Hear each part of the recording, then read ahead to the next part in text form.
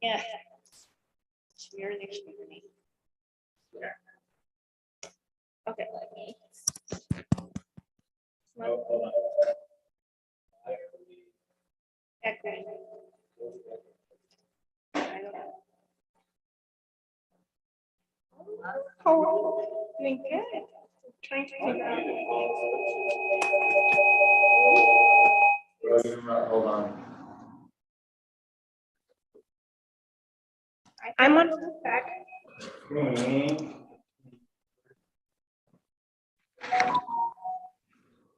It's picking up. It's me. Actually, it's being muted. There you go. It's me.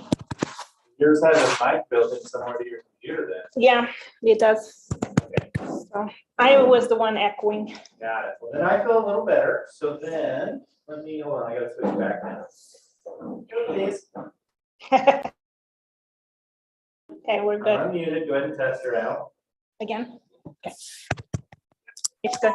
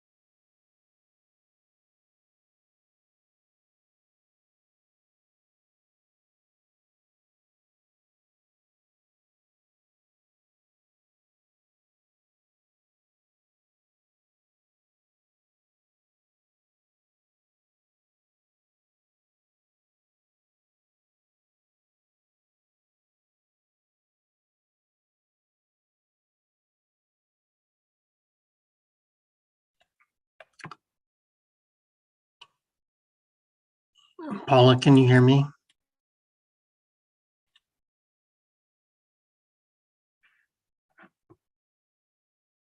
We're muted till it starts, but we can hear you. Thank you.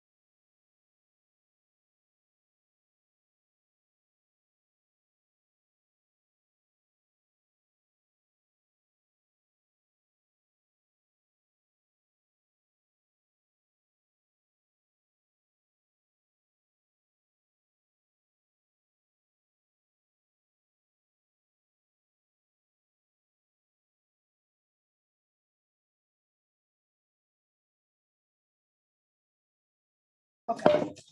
Good. He's gonna be online. We are recording. Okay, We have one. so welcome everyone.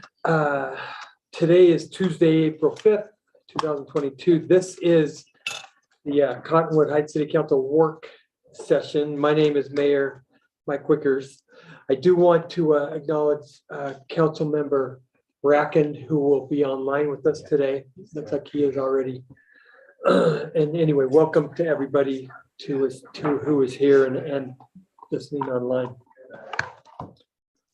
So our first item today is a legislative report. It's the final report for our legislative session for 2022. We have Chantel Day who is here with us today, and our city lobbyists Greg Curtis and Brian Allen will be joining us online. So we'll invite Chantel up to Shane will be here. present to us. I gotta go. Let's change it over here. Should be me. I can sit by you. Well, keep Brian going. is trying to log in, but he's having difficulties, so. Now, that's no excuse. Password, not something I have. He's probably eating dinner right Well, let's see what he says. Hold on. But I can get started. Doesn't have- Oh, he's calling in. now. I've had to do that before. That's my last resort. It works. Okay, let me just ask him if he wants me to start. We have Greg. He's Oh, he's he's trying still to get working on on too. it. That's who's texting me right now. Okay.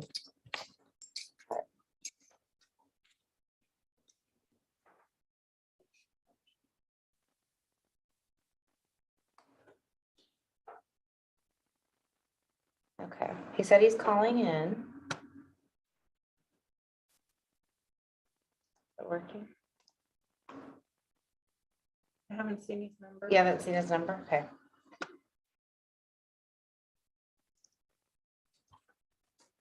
Well, I can get started while we get him figured out. So as you know, we had a very busy session. Tim's laughing, he knows. We texted Tim a lot. And there were, quite a few bills that dealt with local land use authority as well as just local authority in general. Quite a few bills passed. Most of them we were able to amend into a good place, or the really bad ones just didn't pass, and then we'll take those up next year. We had HB 36, and that changed the structure of the Commission of the Commission on Housing Affordability, and added the state homeless coordinator to the commission and repealed their sunset date. We had HB 146, local licensing amendments, and this modified licensing and inspection requirements for food trucks, and that food trucks may not require background checks unless it's an ice cream truck, and requires local governments to accept licensing from other entities. You said it requires. It deregulated. Yes, Okay. it deregulated south, yeah. I think not in our jurisdiction, but in other jurisdictions, I think some of the food trucks are having difficulty getting licensed. So, And so you're saying this bill says if they get licensed with any city, that's valid anywhere in the city, in the state? Yeah. Okay. That's Oh, helpful. they still are regulated, but then they can Yes. use that license in other yeah, municipalities. so they don't have to get licensed in every single municipality. Good. And then HB 151, that was a big lift, and that ended up, I think, turning out pretty well for the cities. That was the retail facility incentive payment amendments, and that prohibits incentives unless the project is located in a census tract where 51% or more residents are at or below 70% of the county median income.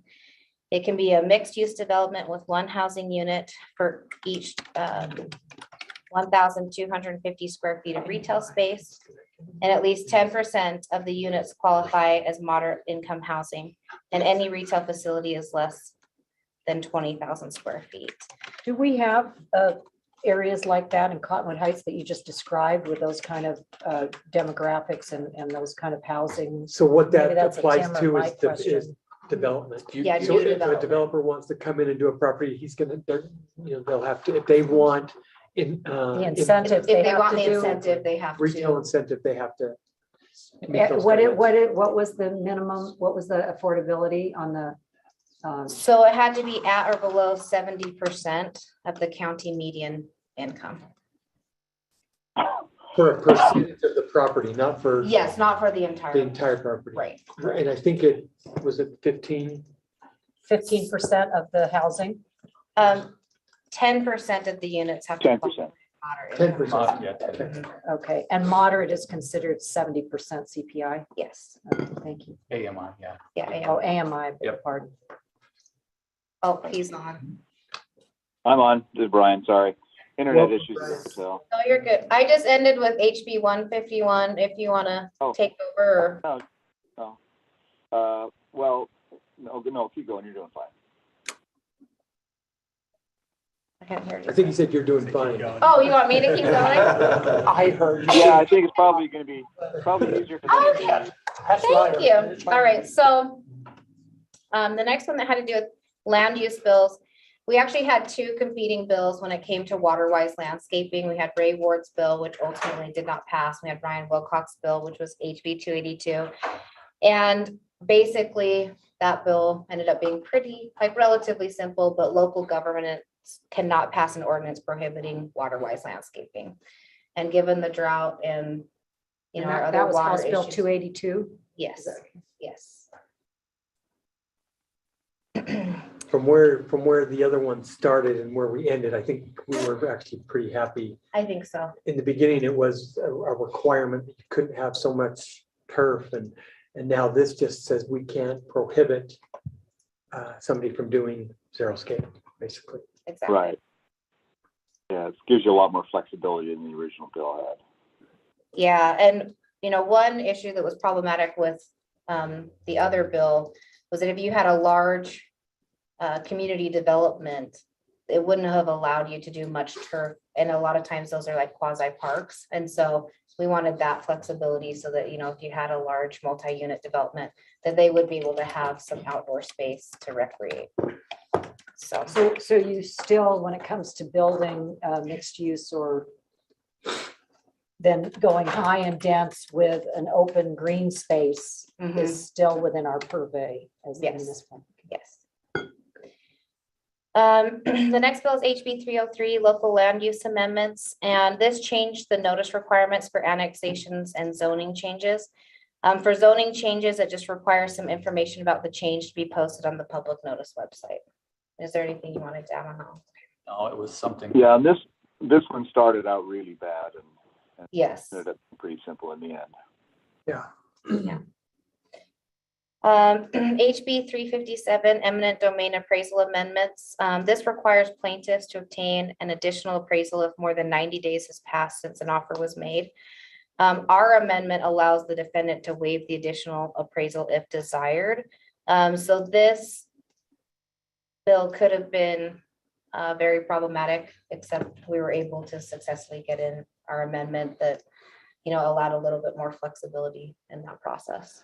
And a lot of times when you go through those processes, it's hard to schedule an appraisal and get appraisals done. And if you're having to do it over again, it can extend the process. And even if someone is okay with an eminent domain process, a lot of times you negotiate and it works out fine. But if you're having to extend the process because of additional appraisal requirements, which the original bill had that, Right. it would have made it So problematic.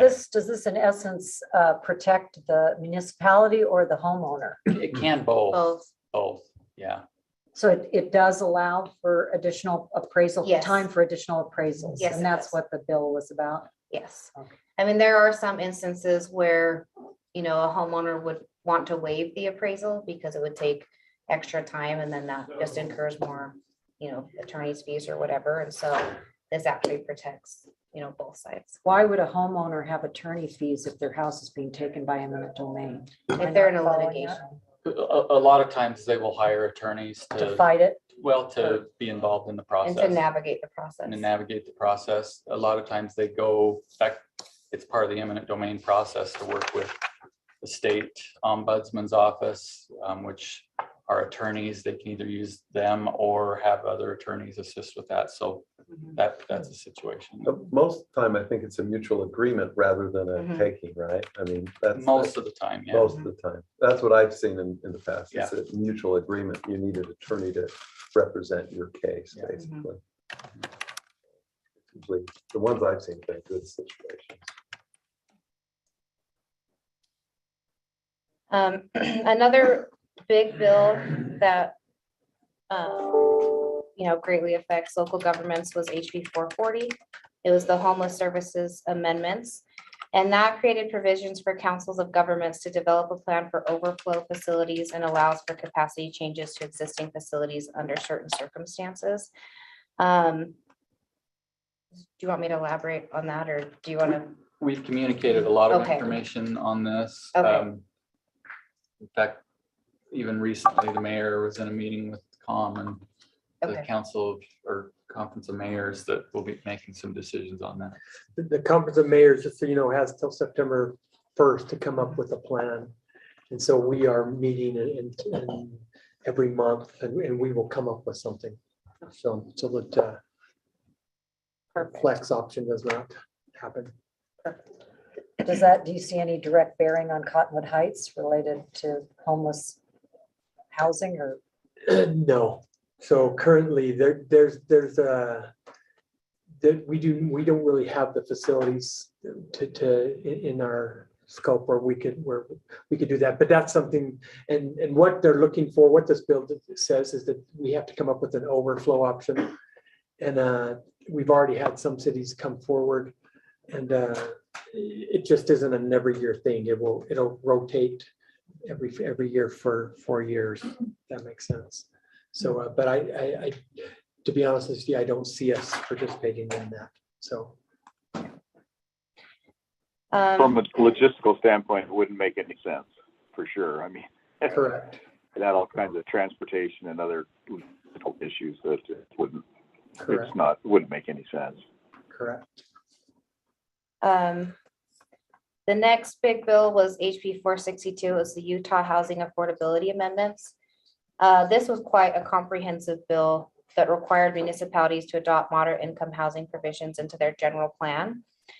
This bill started out in a much different place than it ended up, but I feel like it ended up in a really good place for cities. And I think it will be,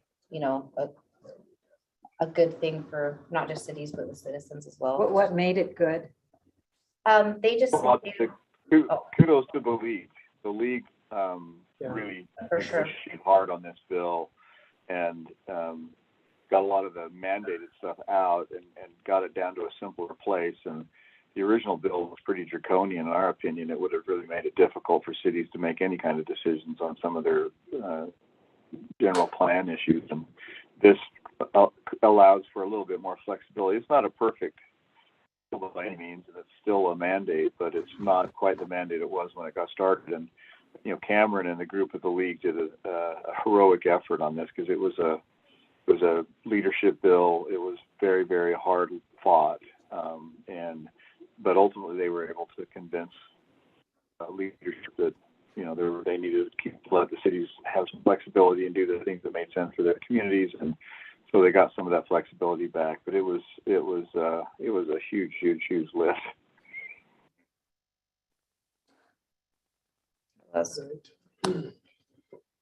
SB 110 was water as part of a general plan, and this just requires water use and preservation to be part of a city's general plan. SB 140, housing and transit reinvestment zone amendments. So this just allows housing and transit reinvestment zones around light rail and bus rapid transit facilities. It ended up, I think, being in a better place than it started in for cities. And I think that there's a little bit more flexibility because, each transit hub is so different, and it kind of gives the cities a little more flexibility on how they want to develop around those transit hubs. Do you know if is Trax considered rapid transit? The transit station. I mean, I know it's transit, but Yeah, I wasn't Yeah. aware, other than BRT, BRT is the only really rapid transit, is Trax considered? I mean, it's. yeah, Track and Front Runner would fit into the definition as Into- well as the rapid BRTs. Okay, thank you. So now we'll move on to like government records, HB 399, the government record amendments, which excludes Garrity statements from a records request. That bill passed. I think that will be a good bill moving forward. There were a couple of mandate bills that did pass. So SB 63 is bereavement leave amendments. And that requires governmental entities to establish bereavement leave policies for employees who suffer the loss of a child due to miscarriage or stillbirth. And then SB 115 was the firearm preemption amendments. And that just establishes the state legislature that they occupy the whole field of state regulation of firearms unless the legislature designates responsibility to local governments. It also provides for civil action if a local entity violates the act. So that was kind of one of.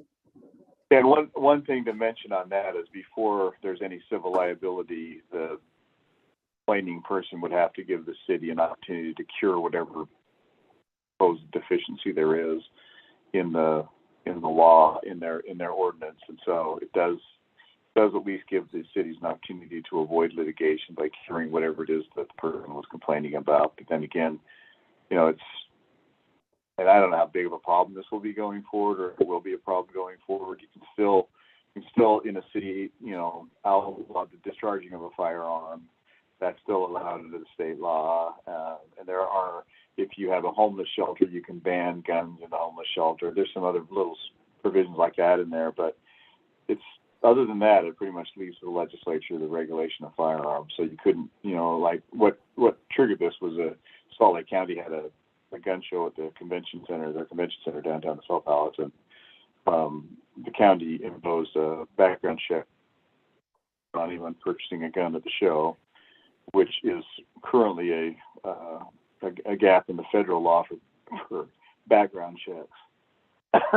And I guess some of the legislators took issue with that, and this is the result of that. So it's a reach, but they feel real strongly about it. We fought this bill for 3 or 4 years now, and finally they were able to squeak it through. So that's where we're at on that one. We worked hard to get some amendments in there to allow some flexibility, and we got that for the homeless shelters and making sure we'd still be able to regulate the discharge of firearms in city limits, that type of thing. But other than that, it was a pretty tough fight. Given the constitutional legislature right now, this is definitely a red meat bill for them. So, yeah. Thank you for that. So I know we have Greg Curtis on as well. Let's let Greg, if he would give us a little bit of an update. I know one of the things that came about this session is the allocating the funds through grants has changed a little bit. So maybe if you can talk a little bit about that, Greg, if that's okay. Yeah, there's funding wise, the legislature put a lot of money into infrastructure. It's just they didn't hand a lot of it out. They put almost $800 million into transportation and transit. Most of it, a few items earmarked or directed, but most of it given just directly to UDOT to manage. In the over 700 million of it was just given to the TIP program. The other thing that they did is put an ongoing revenue stream into parks and trail, outdoor recreation, I guess would be the best way to do that. And it's an ongoing revenue stream, a dedicated sales tax. It's about $36 million a year. And that will go to the Department of Natural Resources. The Office of Outdoor Recreation, which used to be over in Goio, I believe, was moved over to Natural Resources, and they will have these grants that will then be available. And I don't know the rules specifically and how those grants will be going down,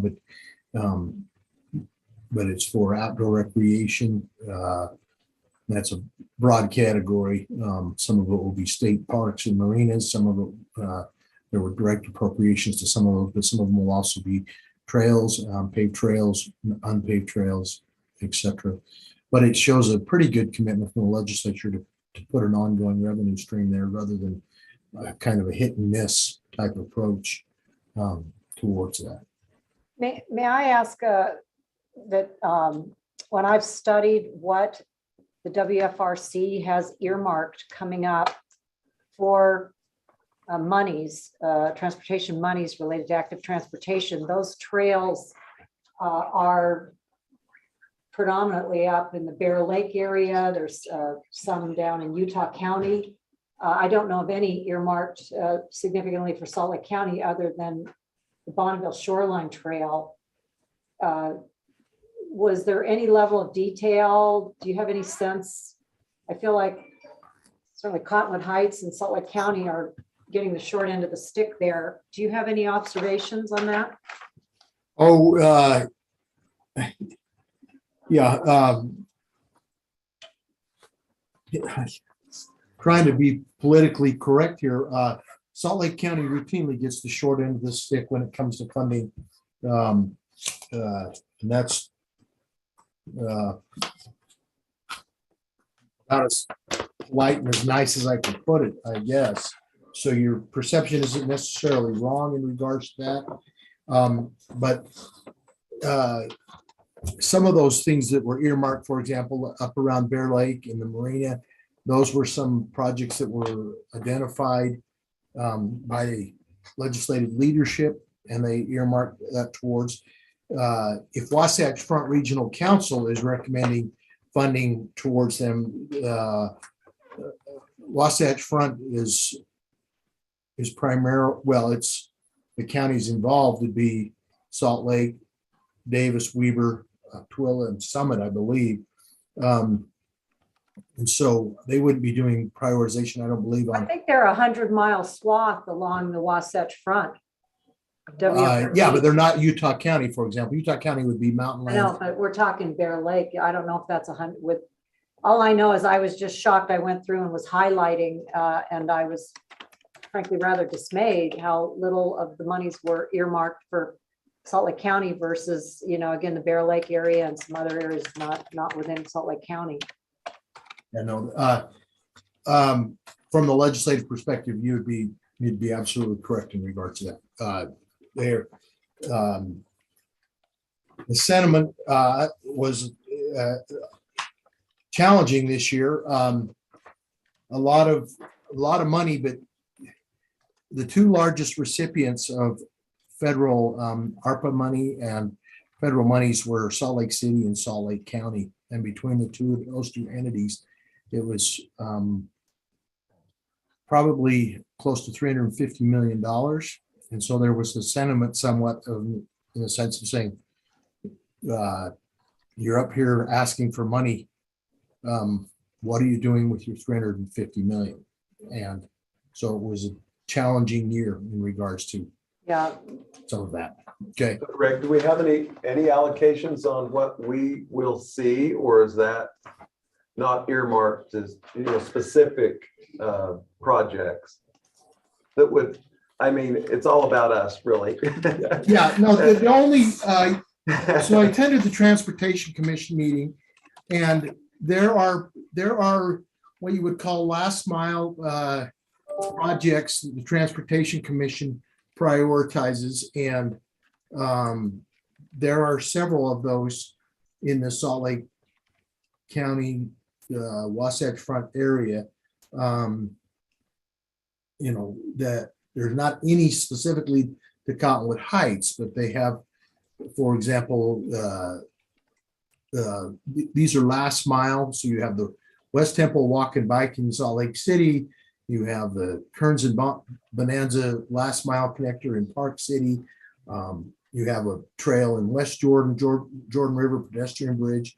So there are projects in Salt Lake County that are prioritized through monies allocated to UDOT. But Cottonwood Heights, candidly, we don't have a plethora of paved trails that I'm aware of. And We obviously have gaps in the Bonneville Shoreline Trail, and we've worked on that and received funding in the past and such, but because there's, One of the larger concerns I have that I get from my constituents in District 4 is, air pollution and having transit options.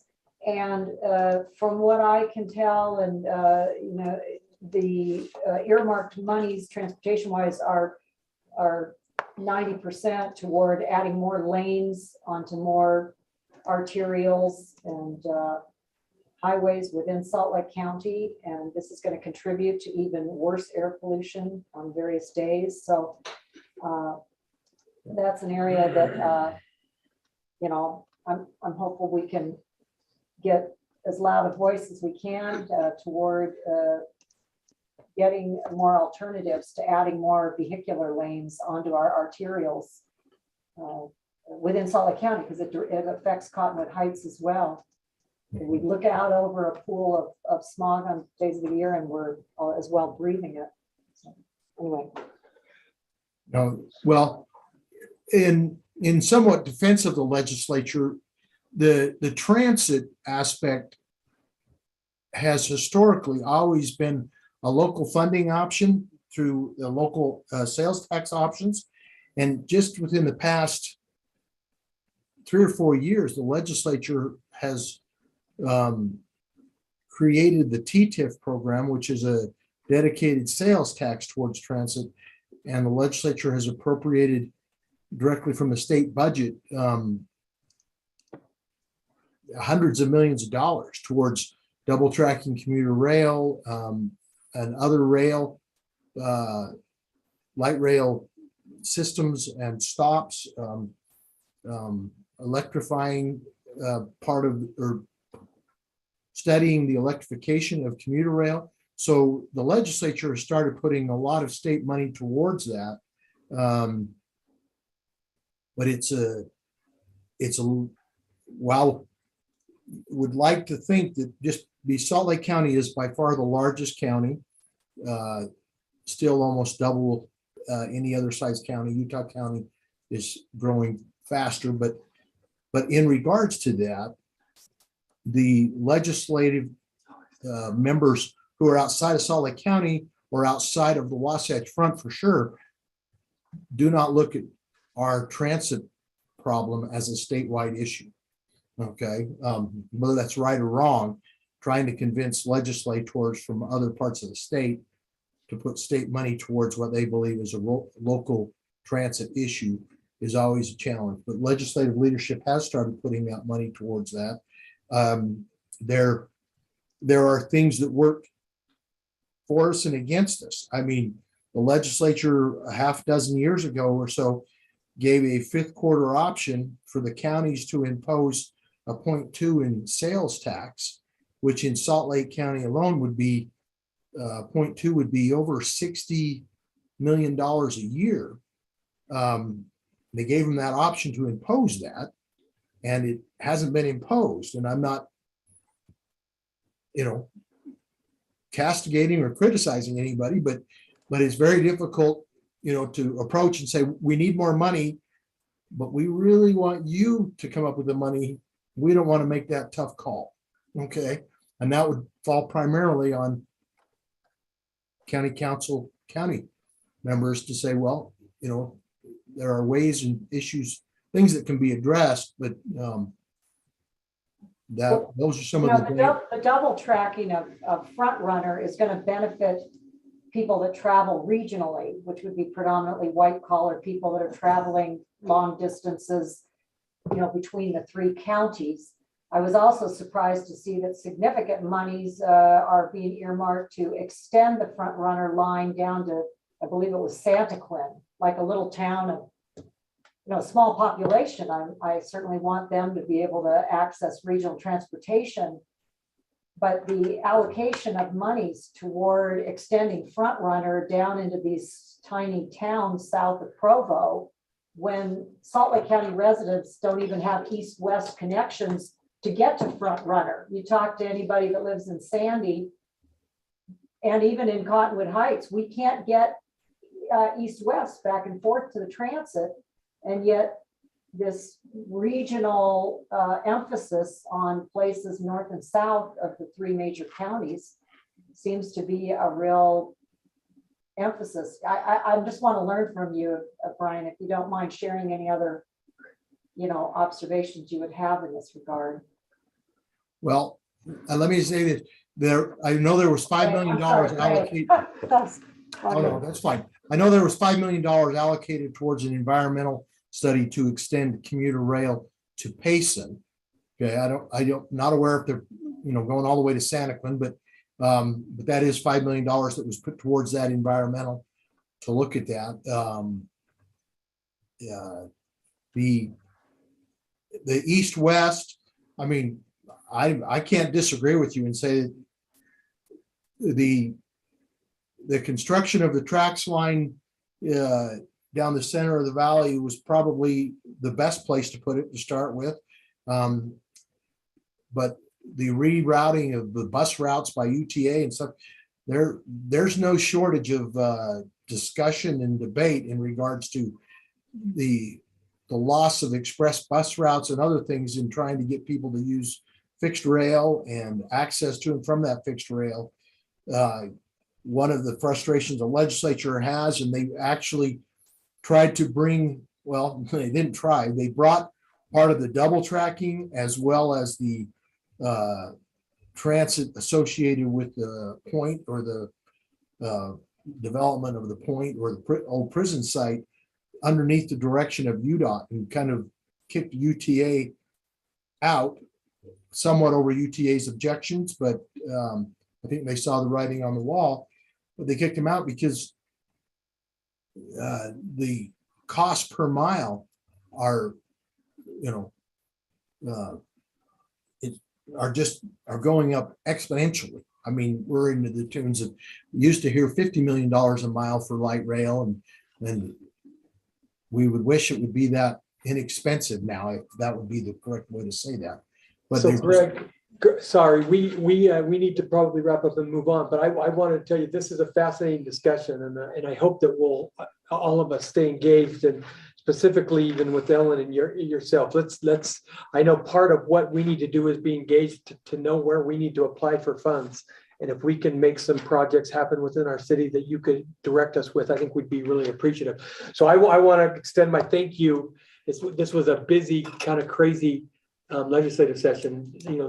Council member Newell and myself and our city manager Tim Tingy, we were up at the Capitol every Monday, and along with Brian and Chantel and Greg, and it was fascinating to see, and it was a great process. And thank you for all you've done to keep us informed, and we appreciate your efforts, and we expect to engage further, and please keep us apprised and come back again. But thank you for all you do, and we're appreciative. Thanks for coming to present to us. So Thank you. Thank you, Chantel. Thank you. Thank you. We'll be in touch over the interim. There's Yes, a absolutely. few things already starting to. Okay, so the next item on our agenda is the review of our business meeting agenda. I've asked our distinguished Chief Russo to lead us in our pledge tonight. Thank you for accepting. Never actually heard that. We will then move to a citizen comment period. After our citizen comment period, we have actually two different items that will actually have public comment periods. And both of those we'll have discussions from our economic development director, Mike Johnson. The first one is the Fort Union rezone. And Mike, why don't we have you actually address that to the group? Yeah, so that is on the staff report on the work session. Oh, you're I right. think Let's we come can do back it to it. now. No, let's come But I back know to the it. next one is not, so I can spend some time. So let's now. move to Okay. the next item, which is 5.2, which is the on-street permit parking code. Yeah, thanks. I'll be quick on this. We talked at the last council meeting, and based on that feedback, have proposed some changes to the permit parking ordinance. Rather than being a permit parking, petition ordinance now, it's just, we've called it permit parking administration. And we've essentially proposed to remove the authority in here to submit a petition or to create a permit parking area. And that's just an area where some people can park, but others can't. It's not an even approach. And rather, so we struck out a lot of the the language in the previous ordinance that related to the creation or that petition process. What's left is basically, we can continue to administer parking areas that were legally created. The city council still can modify those or change those based on a certain noticing and public hearing procedure. So we can administer and modify existing areas, but we cannot create new areas with this proposed ordinance. Okay. That's the biggest change. I'm happy to answer any questions anyone might have on that. I think we've had a lot of discussion on it, and so I think we feel pretty good with the new language and what you've done. Yeah, the only other thing I'll bring up, because I know this was a concern, is even in modifying the ordinance, we've changed the time from the public hearing to council decision from 30 days to 60. Okay. And like I said, we will have a public comment period tonight, so we're not voting on this tonight, but we will have a public comment period if any of our citizens want to address that. And then the next item on our business meeting agenda tonight will be two staff reports. We'll have Lieutenant Dan Bartlett give us a police report, and then our Public Works Director, Matt Shipp, will do a Public Works report that we're looking forward to hearing. We do have one legislative item to address tonight, and that will be consideration of an Ordinance 378, amending the city's code of ordinances concerning Waterwise landscaping standards. And we do not have that on our staff report, Mike, so maybe I'll have you address that Sure. now too. Yeah, let me just, I've got a summary slide. It might be easiest to just pull that up.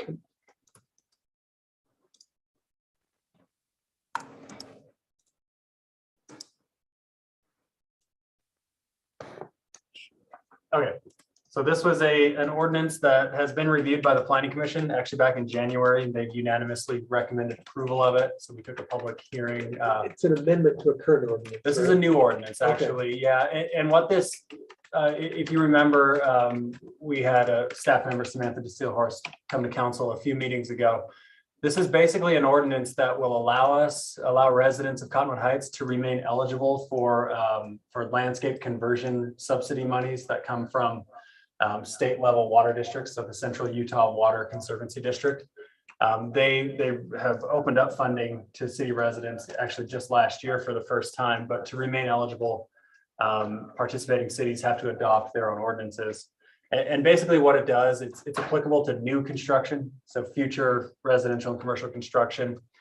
So it doesn't affect existing residences. And it limits the amount of just, I guess, wasteful lawn that you can install in a new single family residential property. The real focus here is to limit lawn to activity areas where you're not just using the lawn to get to your backyard, or it's a thin strip of lawn that all you do is mow it and it doesn't serve a use otherwise. So you can see under the lawn requirements, the new requirements would be limiting lawn being grass on single family properties to 35% of the landscaped area. The rest has to be planting beds and mulch and different. It doesn't have to be impervious, but just some other sort of more water efficient surface.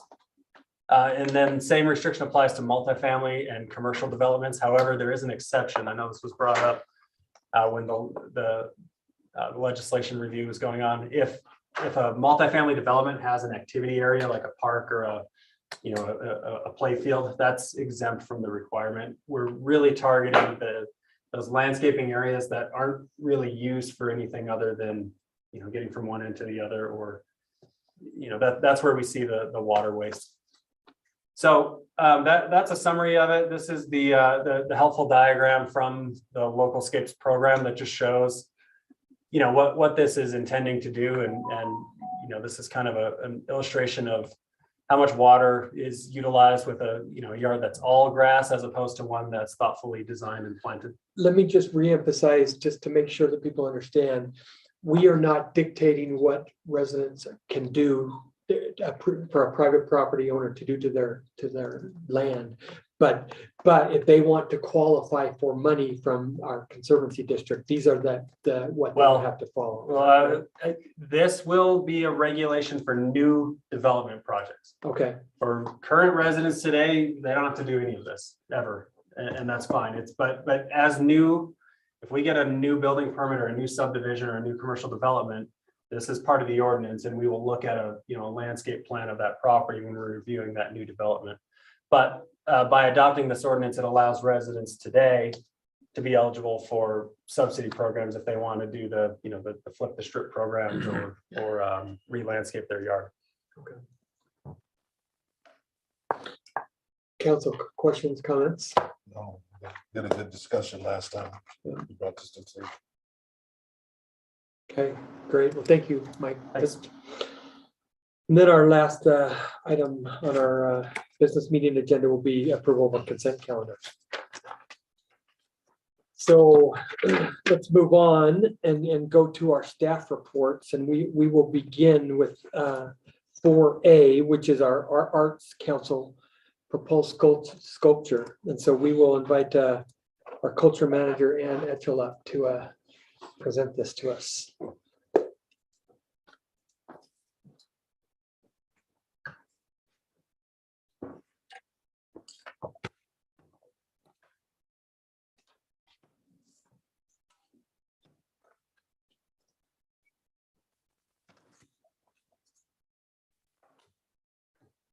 Have some photos to show you with the quick report that I have on how the Art Council sculpture is going. And I'll just go through a quick background of where this started and where we're at right now.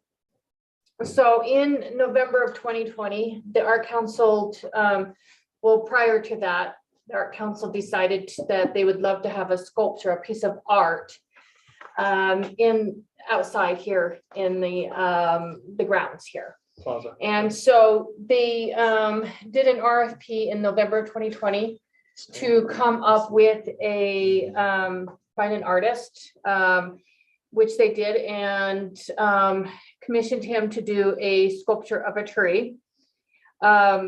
It didn't turn out quite what the concept didn't match what he created. So we went back to him and asked him to maybe create something else that would love to keep working with them. We love what he does in his art and how he does his art. And he and the Art Council came up with a different idea that was still kind of a tree. They came up with a leaf, a cottonwood leaf. And proceeded to move forward in that direction. So that is where he is still in the process of building this, and I will start showing you some pictures of this leaf that he is building.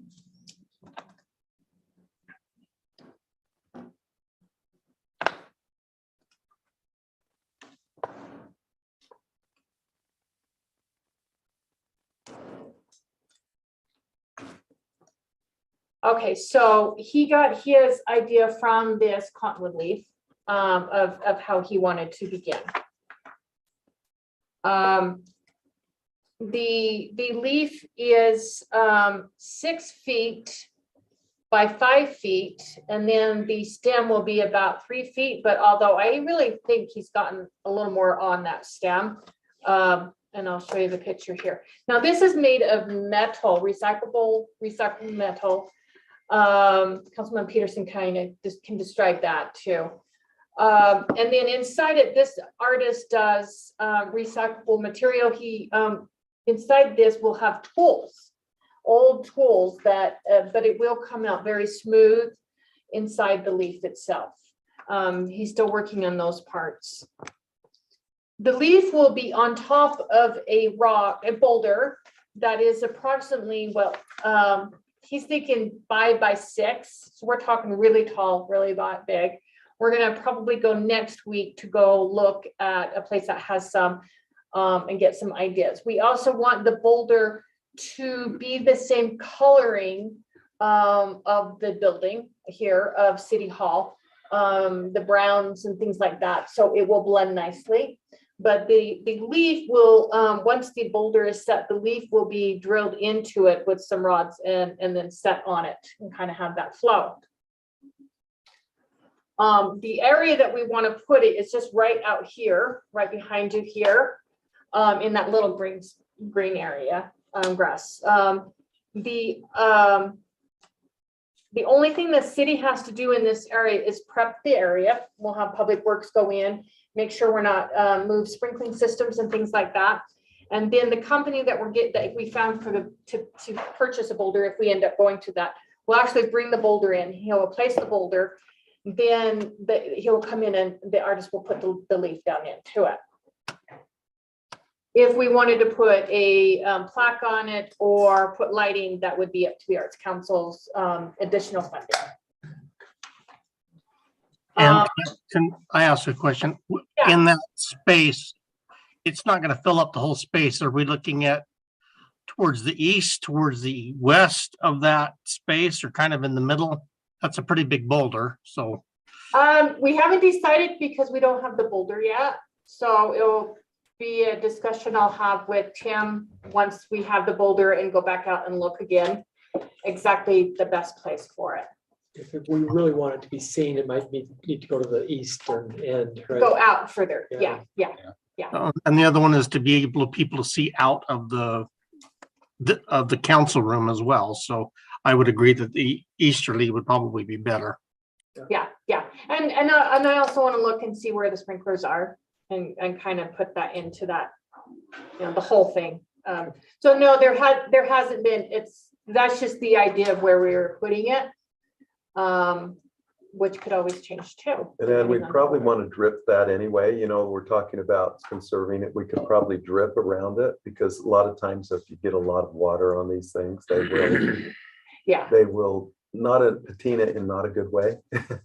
Yeah. And every rock is really pretty unique. And so I think the artist will probably look at the rock and kind of figure out how to drape that on that. Yeah. And I asked him, that was a question I asked, is are you going to put any more bending in it? And he says, I'm hoping to get the rock that they married, they melt together sort of thing. Is this a different artist that has this one here? No, this is the artist we use. Malin is the one with him by This is himself. Malin, okay. Yes. And that's the actual leaf he's building, right? This is the leaf. Yeah. Now it doesn't have the pieces in it. The tools go in it. And he says he's half done, but he didn't have a picture and he's in Texas right now. So the tools, and I asked him to please make sure it's very smooth. The tools are so it keeps that free, smooth feel to it. Great. And that was the direction from the Art Council when I talked to him. Going through what we went through earlier, this makes me very excited. Okay. We went through some sleepless nights. And then this is it We in a different look to it, in a different form. But you can kind of see with the on the ground how it kind of waves the picture that I first showed. I'm excited to see with the tools what he's done. But I know if we're not totally, he'll change it. We want it very smooth, easygoing, and that was the Arts Council's and of course our thoughts too. Okay. And that's all I have on that. Great. The funding is through the Arts Council. Let me go ahead and stop sharing this. And as part of what we paid previously, where are we going to come out on this? So it was budgeted for 14,000. The RFP was for 14. They've already paid half, the 7,000. Then we'll pay and that was from the other budget. And the Art Council does have the funding to go ahead and pay the other 7,000. Part of this is that ZAP does not pay for sculptures of this sort. But you also do, when you get money from ZAP, you have to have a matching fund. And so they do consider this as being part of the matching fund as us doing sculptures and things like that. Even though they may not pay for it out of their funding, you still have to pay for it, but it does consider matching funding. Perfect. So, great. And that's, when you write the grant, you can say, well, we did this. Okay. So do you have any other questions regarding, I'm very excited. I know the Arts Council is very excited. They put a lot of work into it. Laura Garcia's, our chair, has put a lot of her time into this. He did give me one thing, just so you know. He is calling this piece, he just texted this to me, Awareness of Art and Nature. So that's what he's calling his art. He should have it, we're hoping to have it installed. We were hoping in April, but with him taking some work that it may be looking into May when we'll have it installed. As soon as I get the final pictures of it, I'll give them to Tim and he can forward them to you of what the final piece. Also, one other thing is that we both think, and I've done some more research, it might be the biggest cottonwood leaf ever built. So still gonna do some more research on that one. I would bet Just that claim you're. it, just that claim you're it. right. Well, I may go, we're claiming it as the biggest leaf ever. It's not big, now there are bigger leaves out there, but I can't find a cottonwood leaf to match it. It's the biggest cottonwood leaf in Cottonwood Heights. I'm gonna go Sure. with that. I'm gonna go with For that. sure. I'm gonna go. But back to, do we know what color he's gonna patina that? It will just go itself. He'll just So let he's- it. He's not gonna patina. He's not that. going to do anything. It will just fade over. So even though it's this color that you saw, it will go kind of, you can explain the greenish, rust Some go a little itself. more rust. You can spray the patina. We can talk through about it later. And we can Yeah. talk to him, Do but we I have- don't think he was Do gonna we do have anything. power over there right now?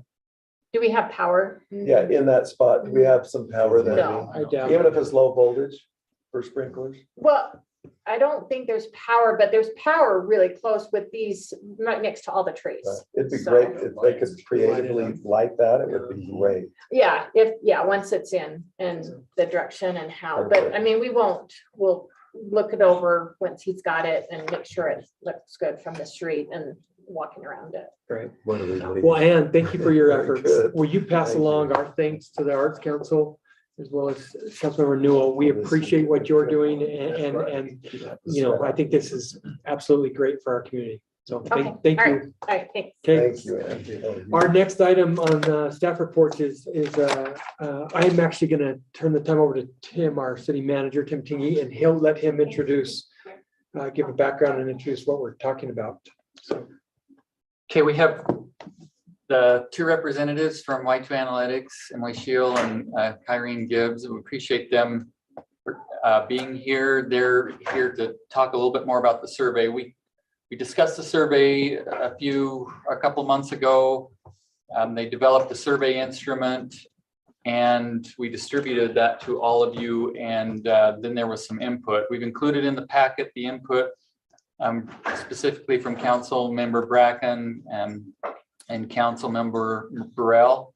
And so that's in your packet. What we're hoping tonight is to continue to have the conversation and then get further directions so we can allow Kyrene and Emily to finalize the survey instrument and start moving forward on this.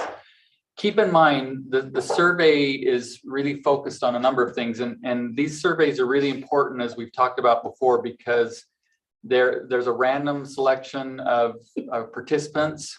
And so we're hopefully getting a good understanding of what the public sentiment is on a variety of different issues. And that's been something that's worked very well in the past. We've looked at these same types of issues in past surveys so we can kind of gauge where we're at as far as how people are feeling about some of the services we're providing. The survey really focuses on services, so understanding how people perceive the services we're providing, everything from public works to public safety and other areas. There's also information related to how we distribute information and understanding how people want to receive information. And then a big part of the survey obviously is input on issues, understanding issues related to development, road safety. We have some specific questions on senior centers, which was discussed at our last meeting that we talked about, and also events.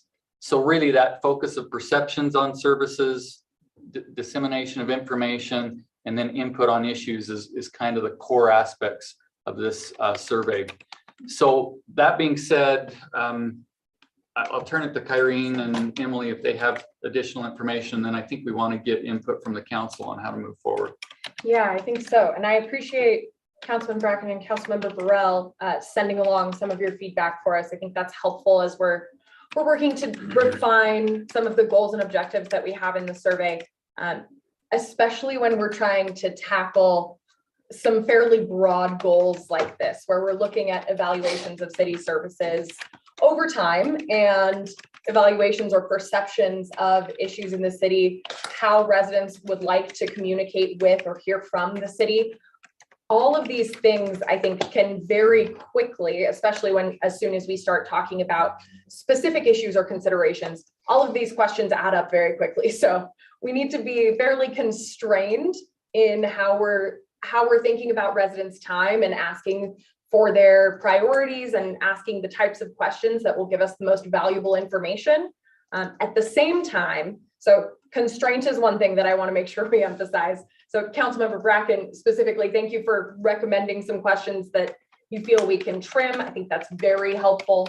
And then as we get into some of the more specific issue questions or the areas where we really want to drill down, making sure that we are thinking about residents now being representative of residents sort of broadly speaking for Cottonwood Heights, and towing that line between getting specific actionable information and getting so specific that a year from now, we won't be able to rely on this to help make some guiding decisions. So some of the feedback that Councilmember Burrell passed along, for example, was that maybe some of our questions are too vague to be useful. And I think that's helpful in some regards. In other places, I think it would be important to understand the values and trade-offs that are guiding residents' opinions on specific projects, more than understanding residents' opinions on specific projects, so that this information is useful for more decisions than just those one or two.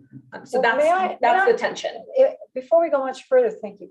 I need a point of clarification. My understanding is that this survey will be very much inform our general plan. I mean, in addition to the input from citizens who participated in the March 8th, which, similar to surveys where the active people show up, I think that if this survey is trying to reach people who aren't normally publicly engaged with the city, then this is going to be really very important decision specifically to the aspects of our general plan. Is that right? Yeah, I agree. We have some of the questions in there that will help provide a data point for some of the things that we're looking at in the general plan. And those specifically related to development are some of those, for sure. Thank you. Yes, absolutely.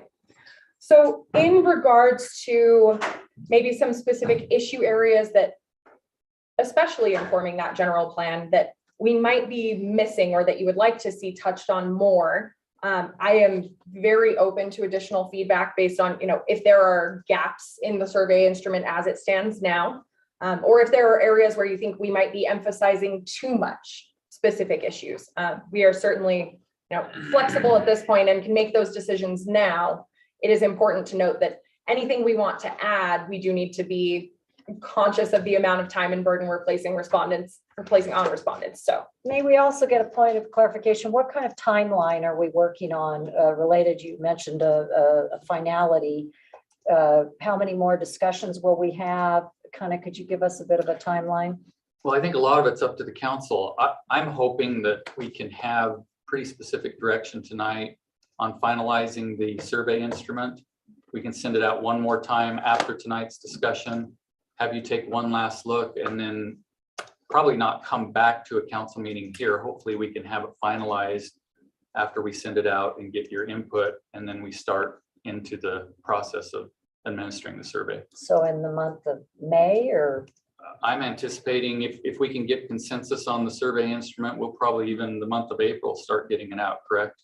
Yeah. Would it be possible for you to put it up on the screen and we could literally go through it and give the council a chance to digest and comment? I want to be sensitive to the time that we've been allotted on the agenda. Going through page by page, line by line is not going to work for 20 minutes. I think there's many pages that we would go ripping through. Okay. But I think to give the council a chance to, go through this as a respondent would receive it. Sure. Because that's very important that I'm going to have Scott pull up the comments because we already have some comments from Councilmember Bracken on it. Can we pull that one up? And I think we've all seen it, right? Yeah, you've all seen it. We sent that off. I think the biggest concern for me is making sure it's not a push-pull. You know what I Sure. mean? Mhm. That's probably the biggest thing, to make sure that we're not trying to direct somebody into something that we want them to say. Sure. So, and to be clear, none of the questions in this survey are push-pull questions.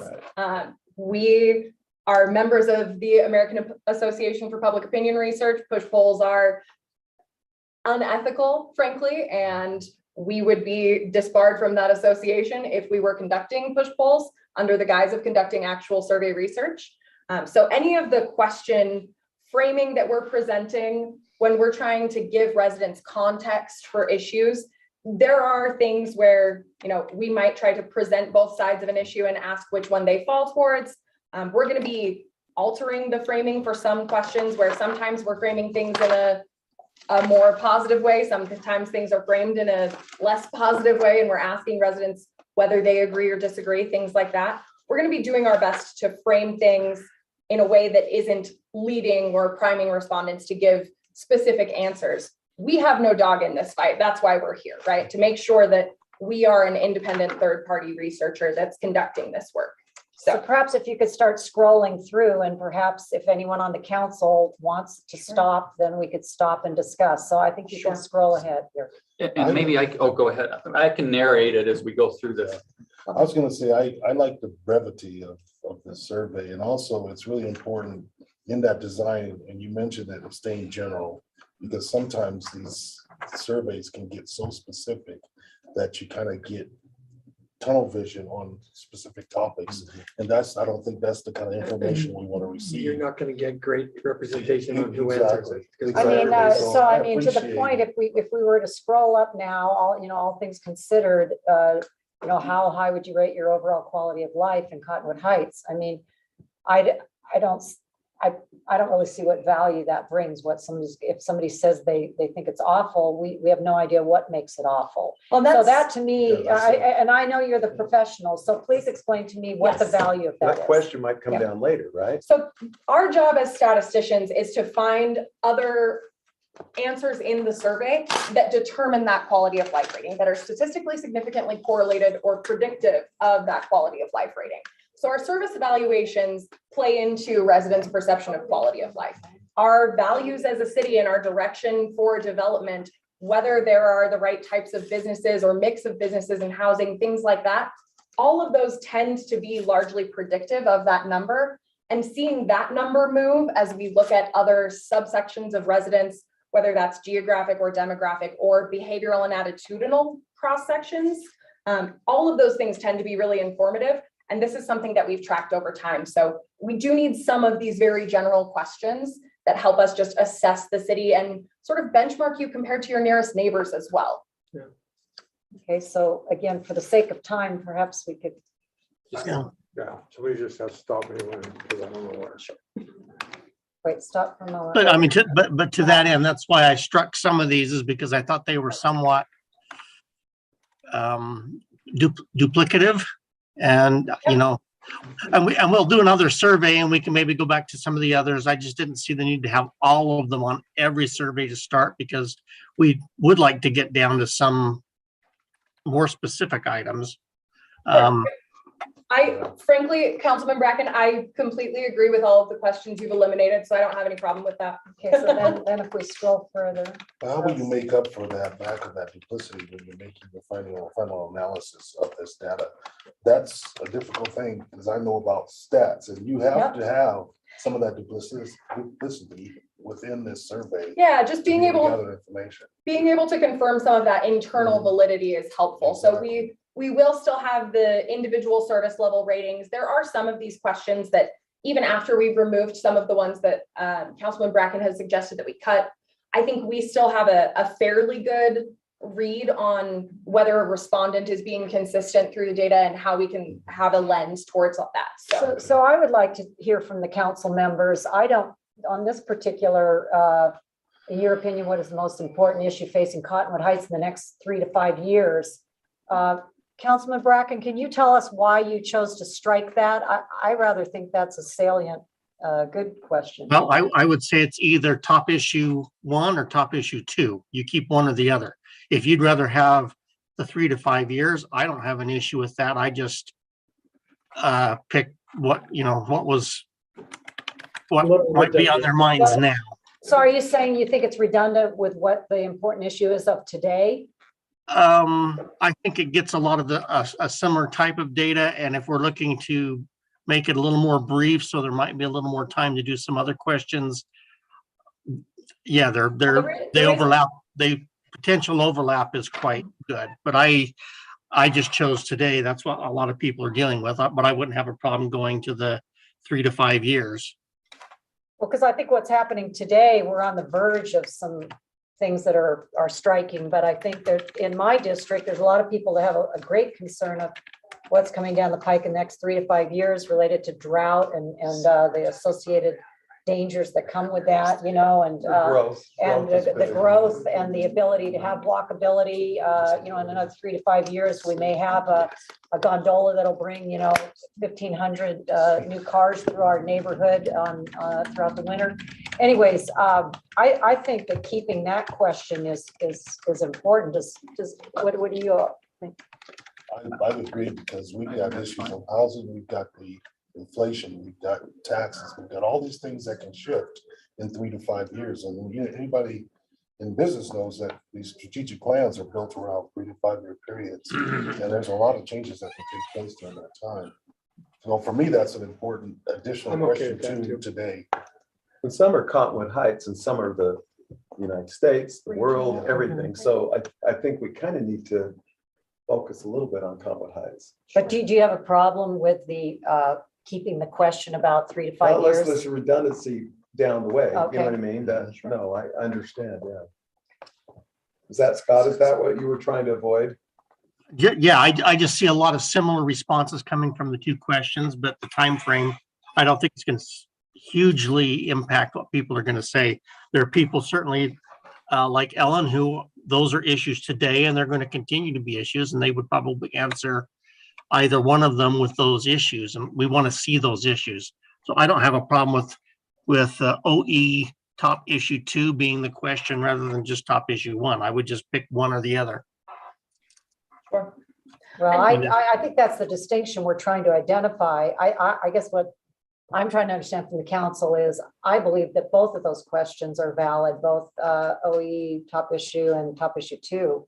So I'm okay with them both. That's what I'm saying Both. too, because Okay. that's what we're trying to okay, get to. all right, then let's keep. Scott, keep going up. Okay, wait, what was that one? Come on, Ellen, you got to be quick. Well, I mean, it's actually. So I'll narrate a little bit here. So our second block, we're asking some benchmark questions about values that residents have about the city. Most of these, we didn't have any feedback on from Councilman Bracken, but so some of the high level issues that we'd like to get residents read on, whether they feel safe living in Cottonwood Heights, whether it's a great place to raise a family, whether it provides all the services they think it should provide, whether it has the kinds of businesses they want it to have, whether the city does a good job managing city services, whether the city is growing and developing in a positive way, and whether they're happy with the affordability of housing options in Cottonwood Heights. So those are all Likert scale, agree, disagree questions. And then we have these trust questions here focused on city staff and city managers, mostly transparency and the trust the public puts on city administration.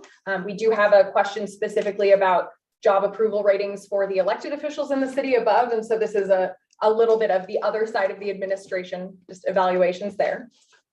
I will say that I think this section of the survey is where I would add some of the sort of value-focused trade-off questions between the types of development or the types of planning that the city is exploring for both the general plan and the sort of just thinking about the projects and proposals that have been put in front of you for the next several years.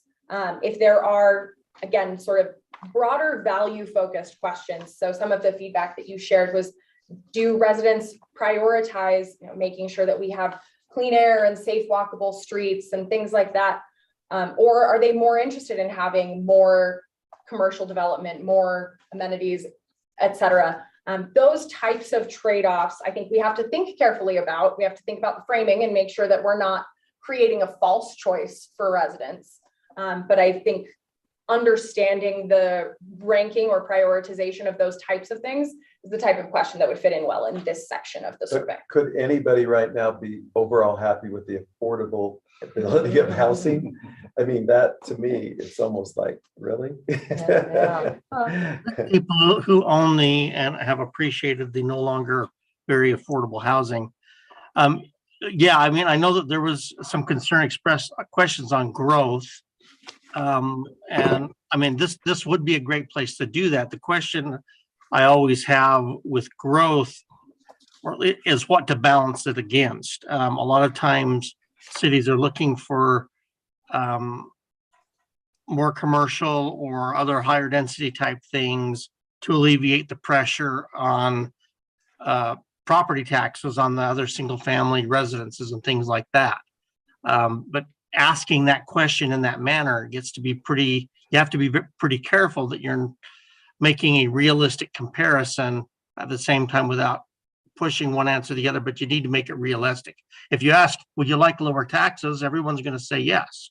And if you ask, would you like more services for X, Y, or Z? In most cases, you're going to also get a yes.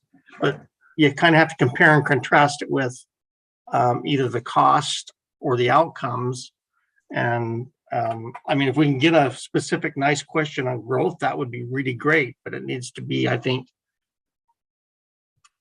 balanced against, what happens if you don't, or what happens when you do, that type of a thing. Sure, and that's why I suggest that this would be trade-off framing, right? If the city is to diversify its tax base and potentially lower the property tax burden for residents, that comes with additional commercial development or other trade-offs that maybe change the character of the city depending on which path residents would prefer. So those are the types of, again, not creating false choices, but presenting clear trade-offs for residents with the types of decisions that you all are grappling with, without getting so specific that it's over residents' heads, right? You are the elected experts on these issues. And we just want to get a sense of residents as to what their values are, what their priorities are to help guide your decisions. How long do you estimate that it'll take a citizen to fill out the survey? Hopefully about 15 minutes. So we are right at length right now. Anything we add basically has to come with a removed question.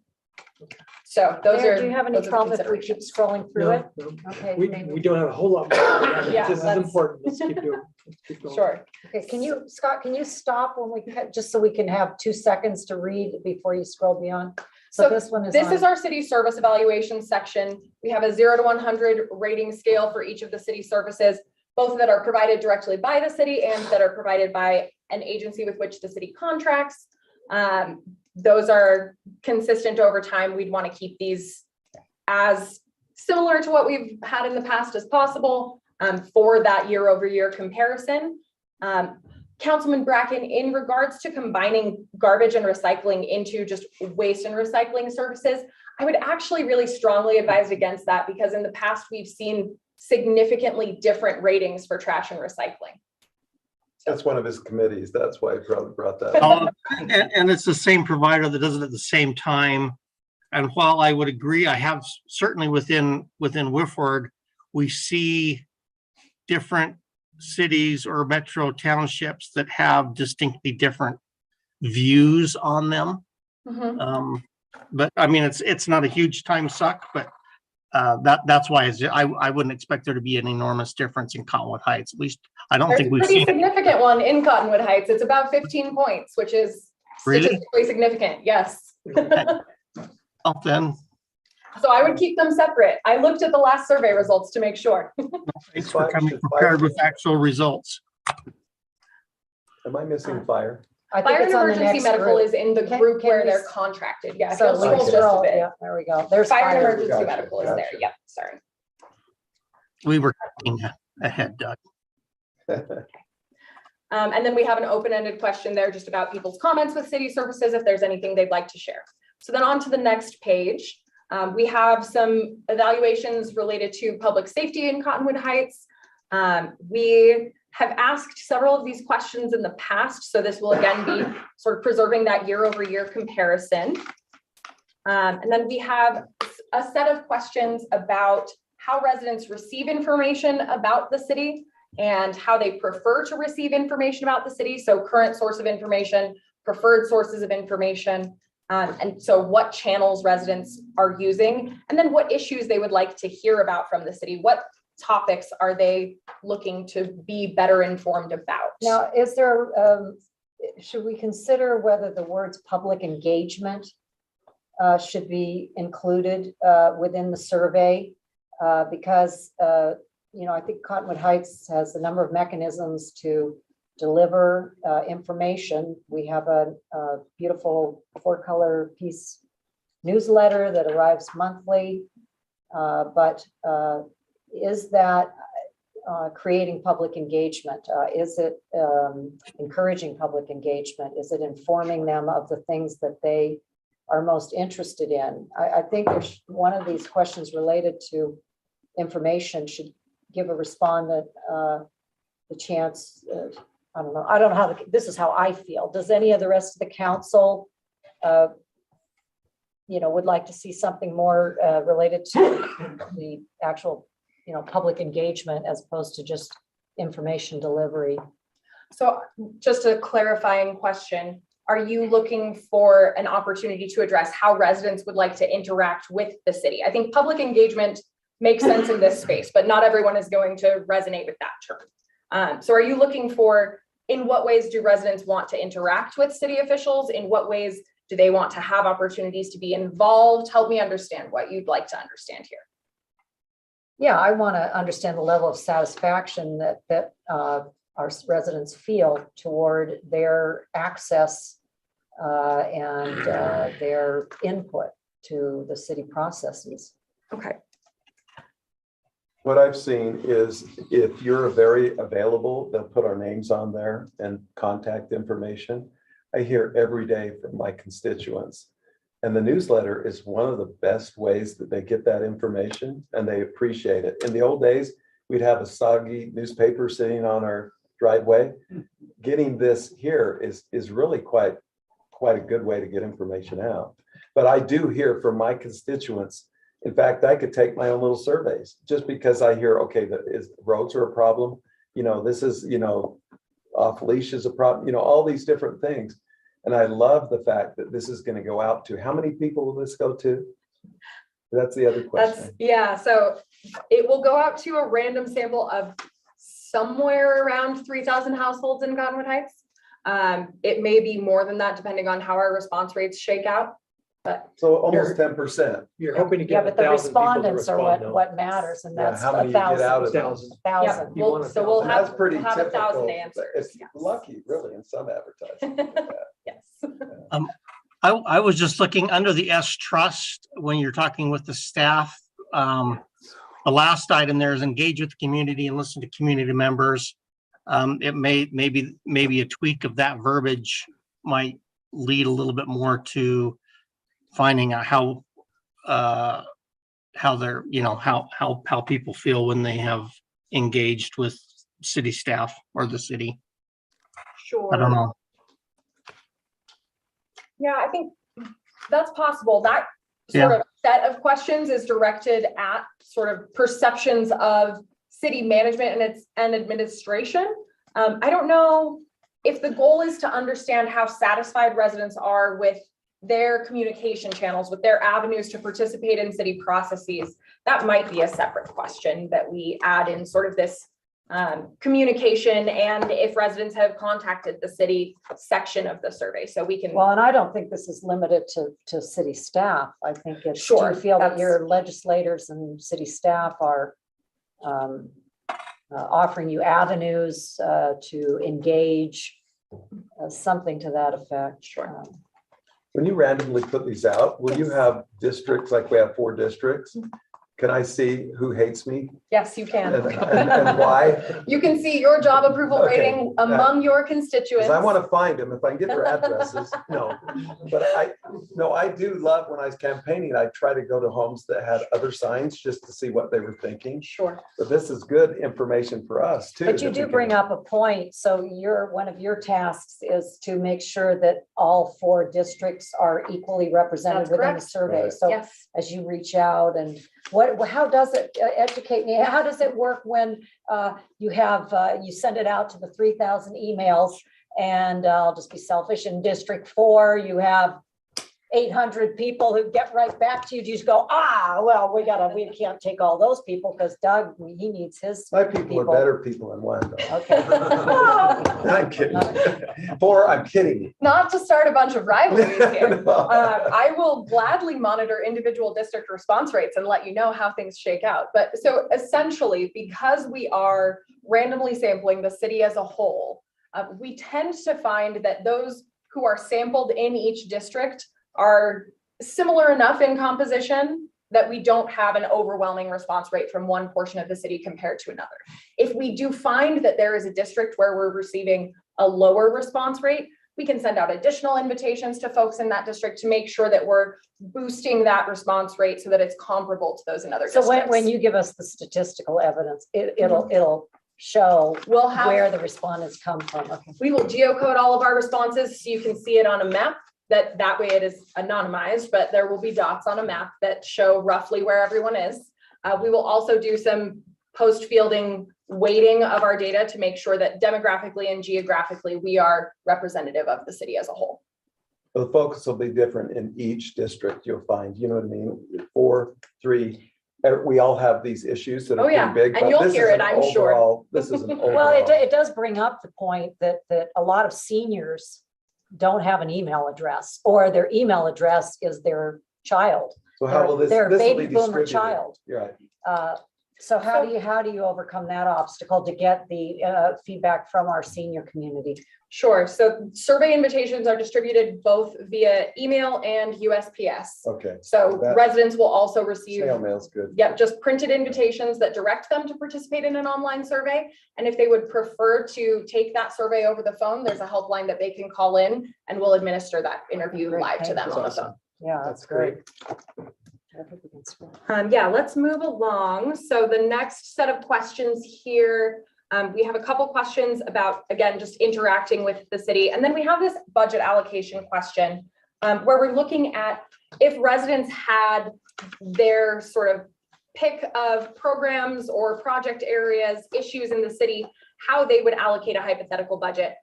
Councilman Bracken, this is one area where I am going to push back on your edits, partly because I want to keep this consistent with prior years. So I don't want to change the budget that we're allowing people. And partly because $1,000 is harder math for people to do than $100. I know it's just one additional zero there, but we're going to keep it at 100 so that people have to sort of pick and choose their project areas here. And so that we're maintaining a consistent paradigm with prior year comparisons. And how, I don't see affordable housing on that list. Yeah, we can add affordable housing to this list. I would probably group that under planning, zoning, and building services. So this was intended to be a reflection of which city services or areas residents would like to see improvement in.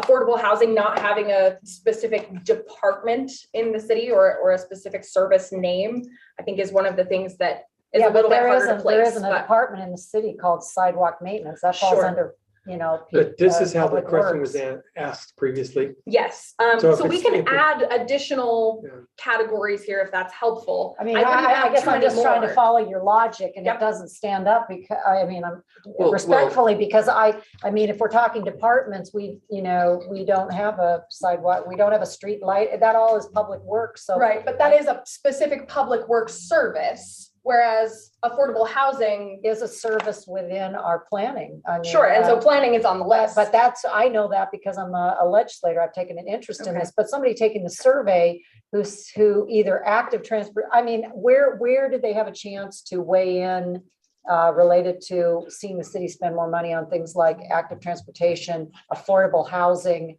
Can you just direct me so that I can? Yeah, so in terms of, I would say 'Cause I mean, planning, trail zoning, and building. development is another one. Yeah, I would say planning, zoning, and building does cover a lot of those things. If it would be more helpful to break them out into individual issue areas that department focuses on, we could. The other potential avenue for those types of questions is in regards to the top issues facing the city now and in the future. And then we have a series of questions dedicated to the types of housing or development that would make sense in Cottonwood Heights as a whole, and what would fit well in residence-specific neighborhoods, which just come on the next page. So one of the drawbacks is if you added affordable housing and we wanted to compare what people thought previously to this one, if we added, if Might people, throw it off. yeah, they It's not an might put apples to part of it apples here, part of it. comparison, If you yeah. added it to the planning 14, just as a comma, I'd be Sure, okay with that. But as its own, then you're all of a sudden comparing it to what? sure. Does that make sense? That's my problem, is if you start to detract from previous questions, you start to get the skewing in the data that we're receiving back, and that's a What's big concern. changed, yeah. exactly, because then what's changed Yeah. isn't really, And we can't, it's not visible to us if we fracture that.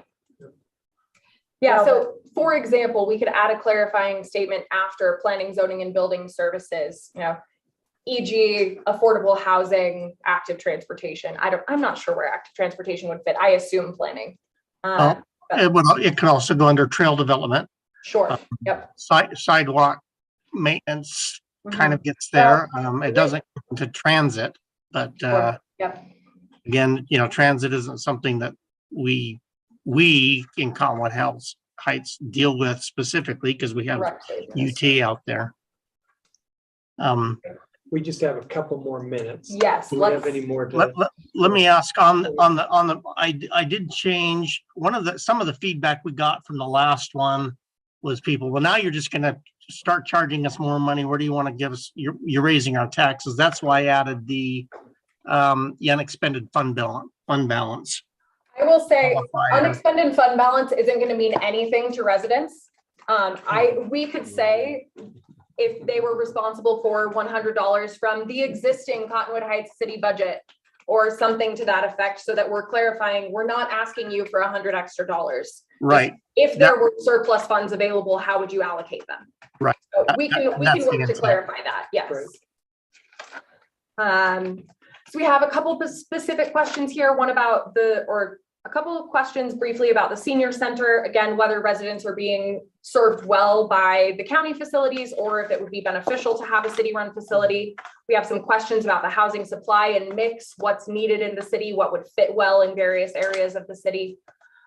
Concerns about housing. So on a scale from very important to not at all important, what are the things that directly affect residents? What are their priorities in regards to housing and development? So preserving the skyline and neighborhood views, supporting and maintaining a mix of housing types, bringing in development opportunities that will contribute to city and diversify the tax base, providing affordable housing, having a place for my children and family to live in the community, making communities more walkable, or providing more neighborhood access to public transit. So this, I think, does start to get at some of those general plan focused questions where we want to understand, again, what is most important to residents? Is there a hierarchy here between some of these things?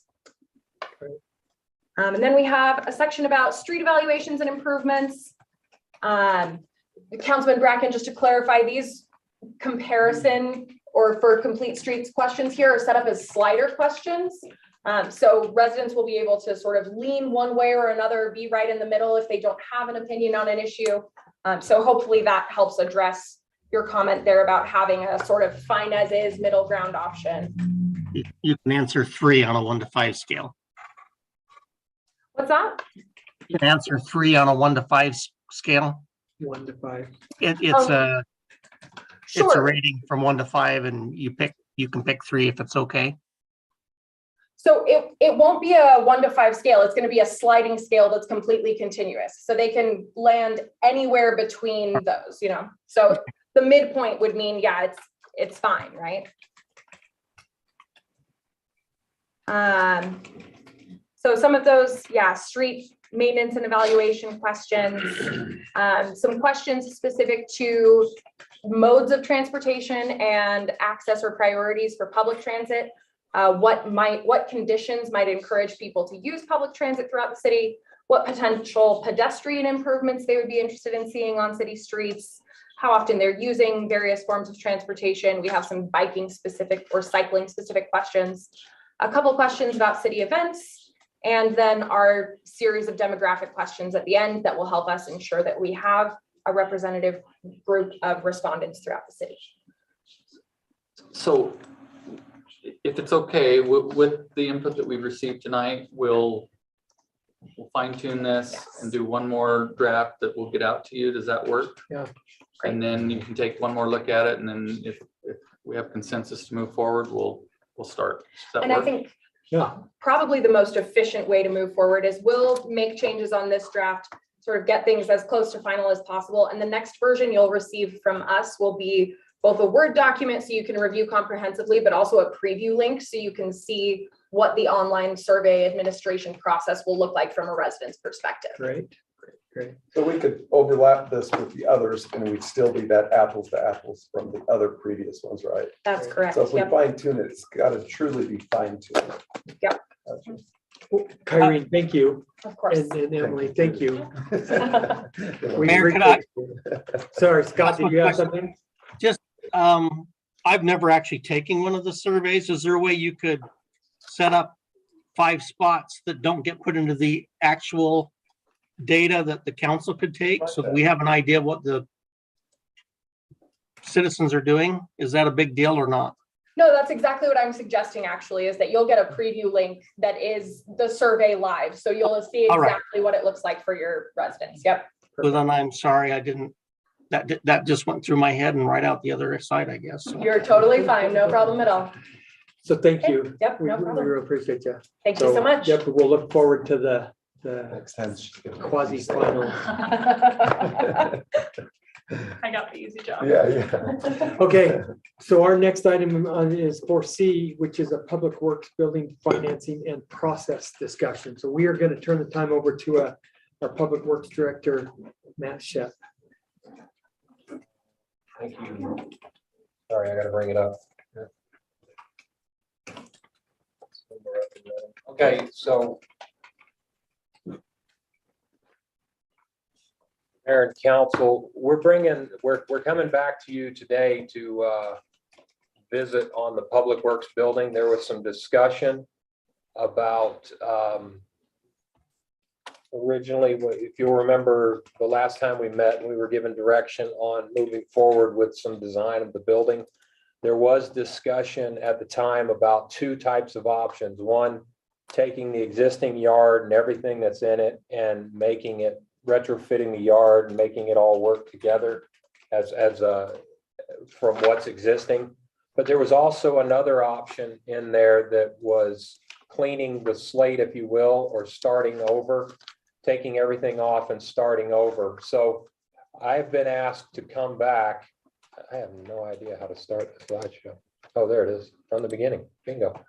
I have been asked to come back and just let you as a council discuss those 2 options quickly and decide if we're going to continue down the path we're going or if we want to change directions. So what I have here, and then when I'm done, there's also a discussion with about financing and options or avenues for financing of the building. And I believe Scott will lead that discussion. And I believe, I haven't looked behind me. Yeah, they are here. So Zions Bank will be here to help out with that discussion as well. Great. So really quickly, let me briefly run through it again, give you an idea of where we are. Our artist rendering of what the front of the Public Works building might look like. Once again, we haven't gone through final design. We don't know for sure everything, but this is a rough rendering of a good rendering of what it would look like. This is the existing Public Works yard proposal using, we're calling it option 1, using what's existing. So this area right in here already exists. This is the salt shed and a couple of garages. And then over here, we have the Public Works trailers or offices, if you will.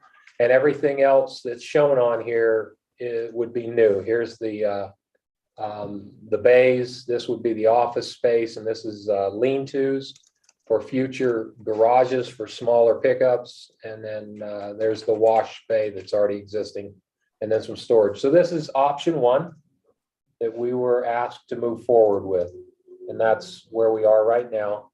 That was to house 11 or 12 trucks, is that correct?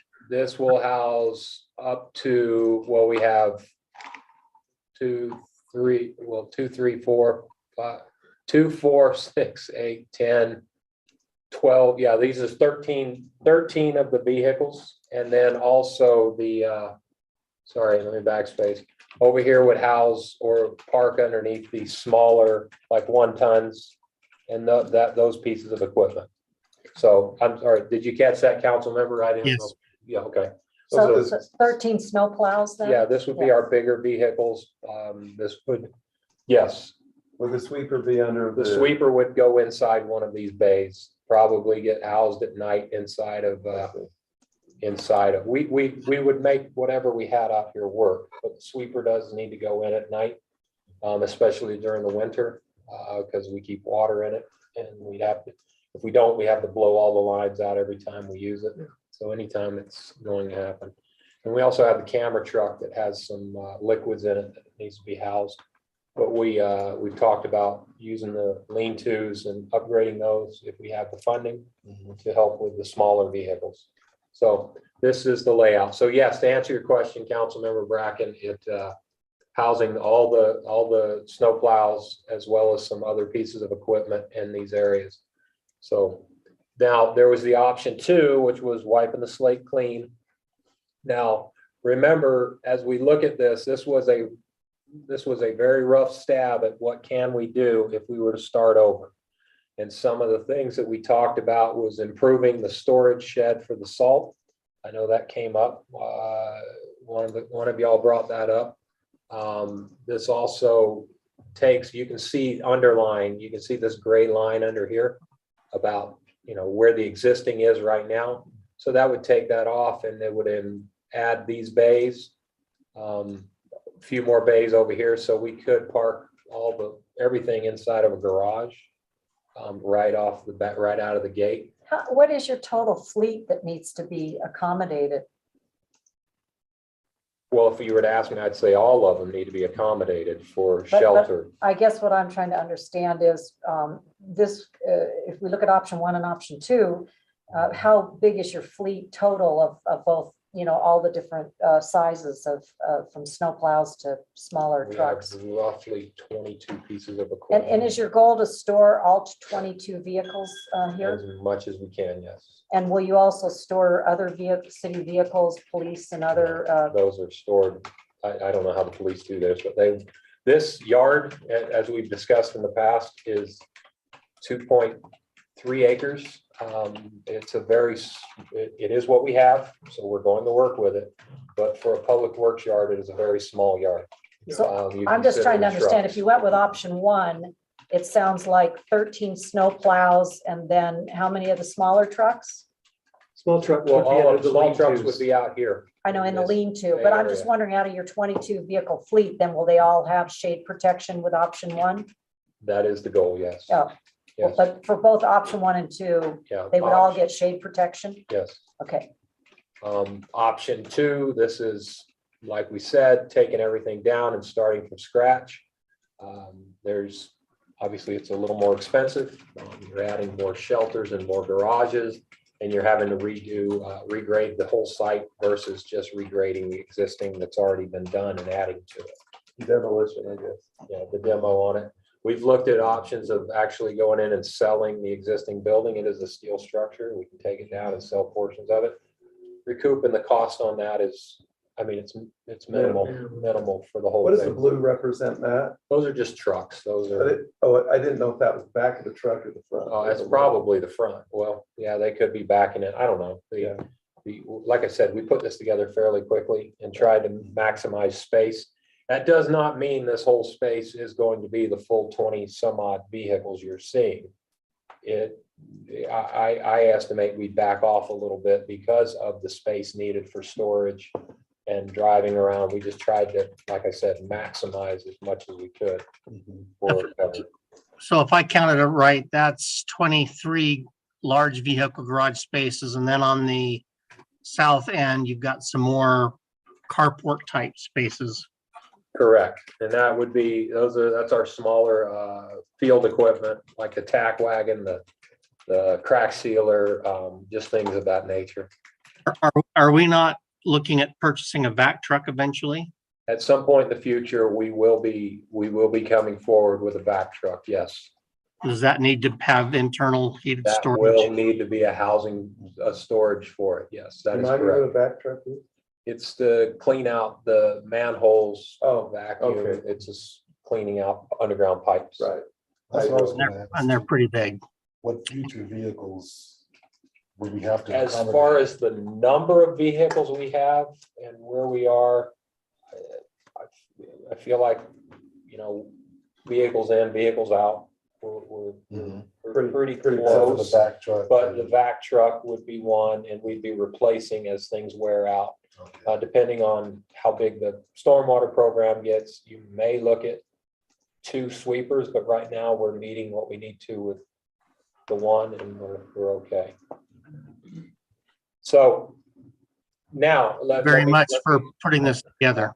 Yeah, let me reiterate again, this is not something you can take to like etched in stone. This was trying to take square footage and maximize the property. It will change as we go through design. Both of them will change. We'll look to do what we can, for instance, on, and then I'll turn it over to Scott. For instance, on here, we are taking into account improving the salt shed where it exists, raising it up and extending it out so that we can have more space for equipment to get in there. Love So, it. Right. so that type of thing. Okay?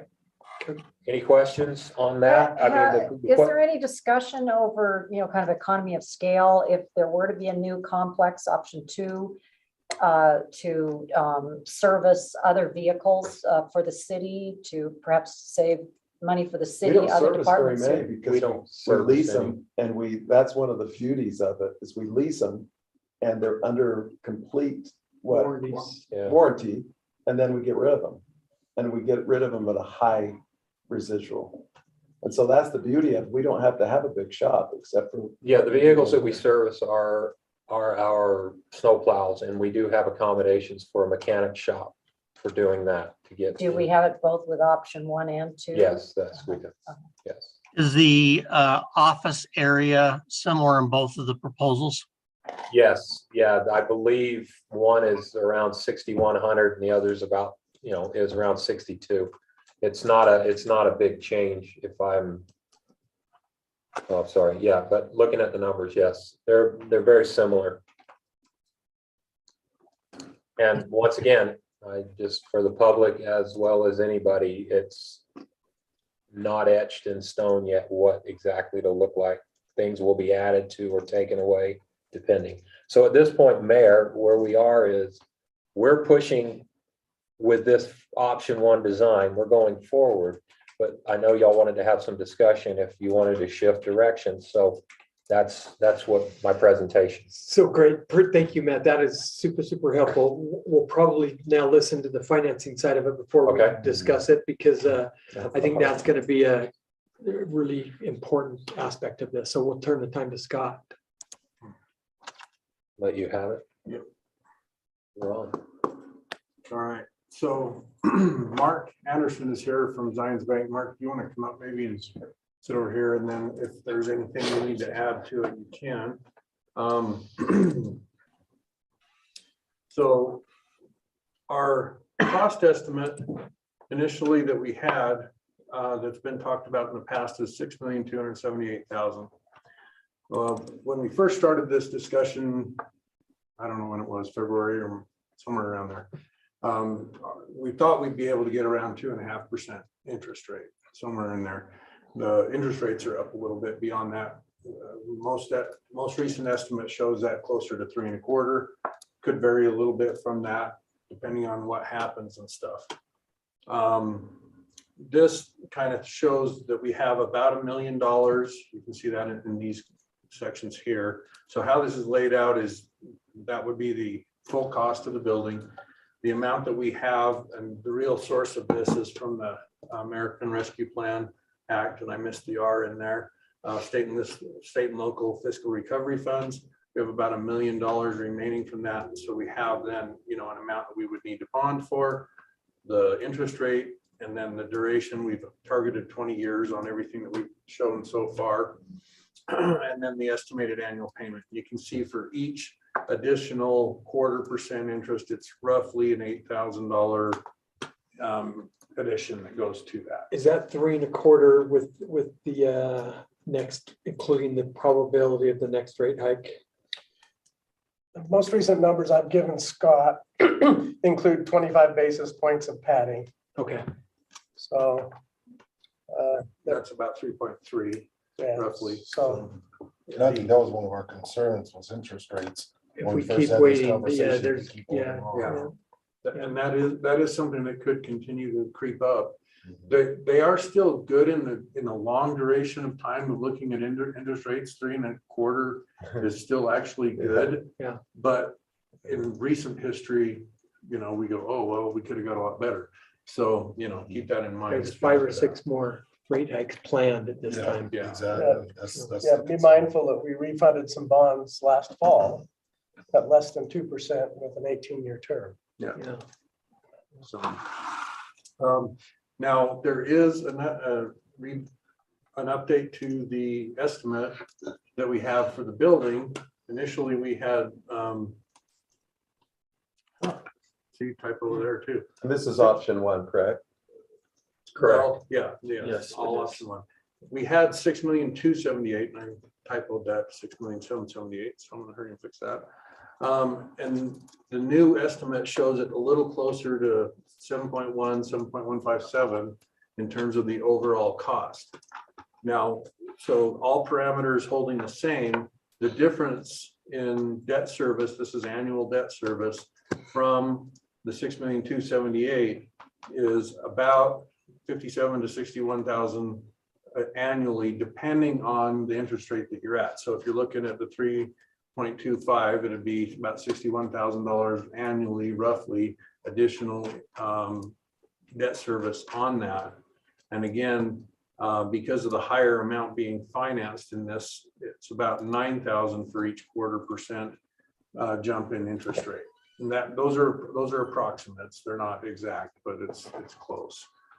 So there are some offsets. We had. You are looking at basically $400,000 annual payment. Yes, just on the debt service. And Right. then there are some offsets. One is an increase Okay. that we need to be able to have power and gas to the new facility. We have a very small office building now that only has electric to it.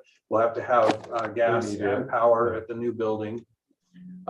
We will have savings from we've added in the savings from the 2014 and 16 refinancing at approximately $80,000.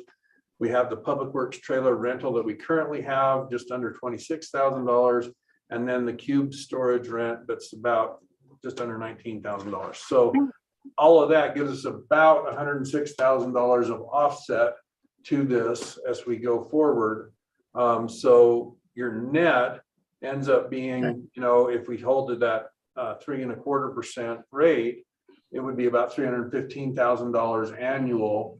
If we go back to the old estimate at the 6,278,000, it was about 254,000. So we are up a little bit in terms of our annual impact to us, on an annual, cash out of our pocket kind of impact.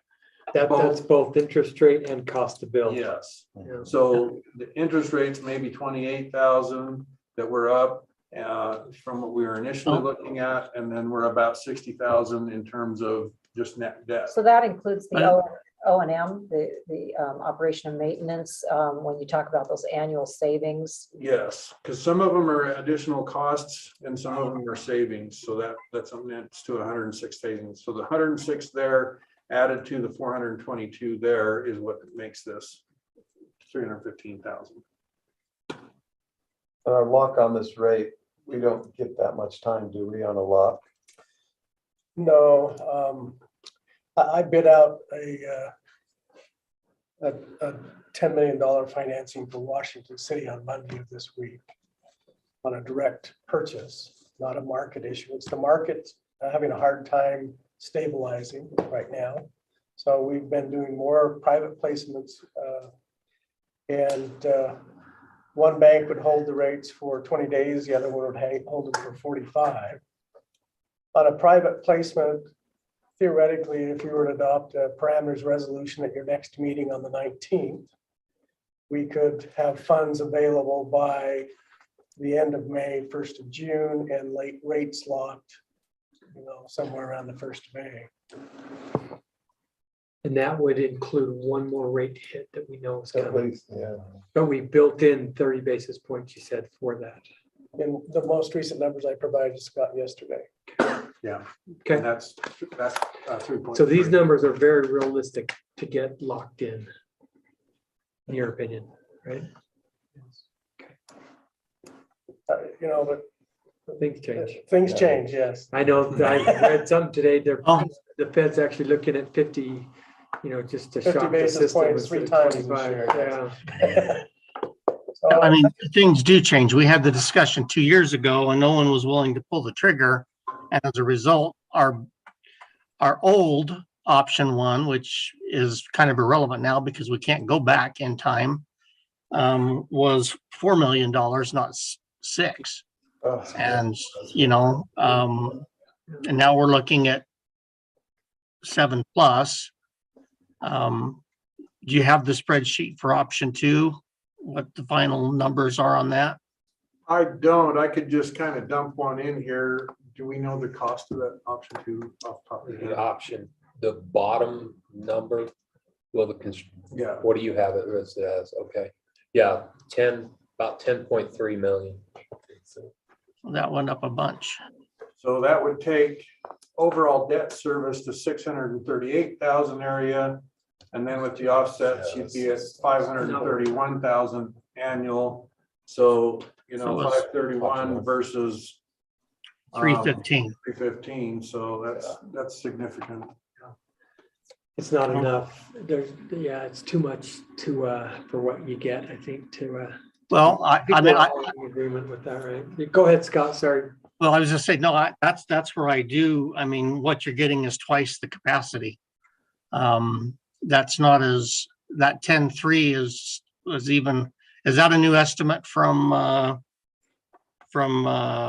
JRCA? Yes, that's correct. We've gone through both estimates, the option 1 and the option 2 that we had previously. Yeah. And we've at this point, we bumped the construction 10% throughout, just based on what we're seeing. But those are the two. Yes, sir. Yeah, okay.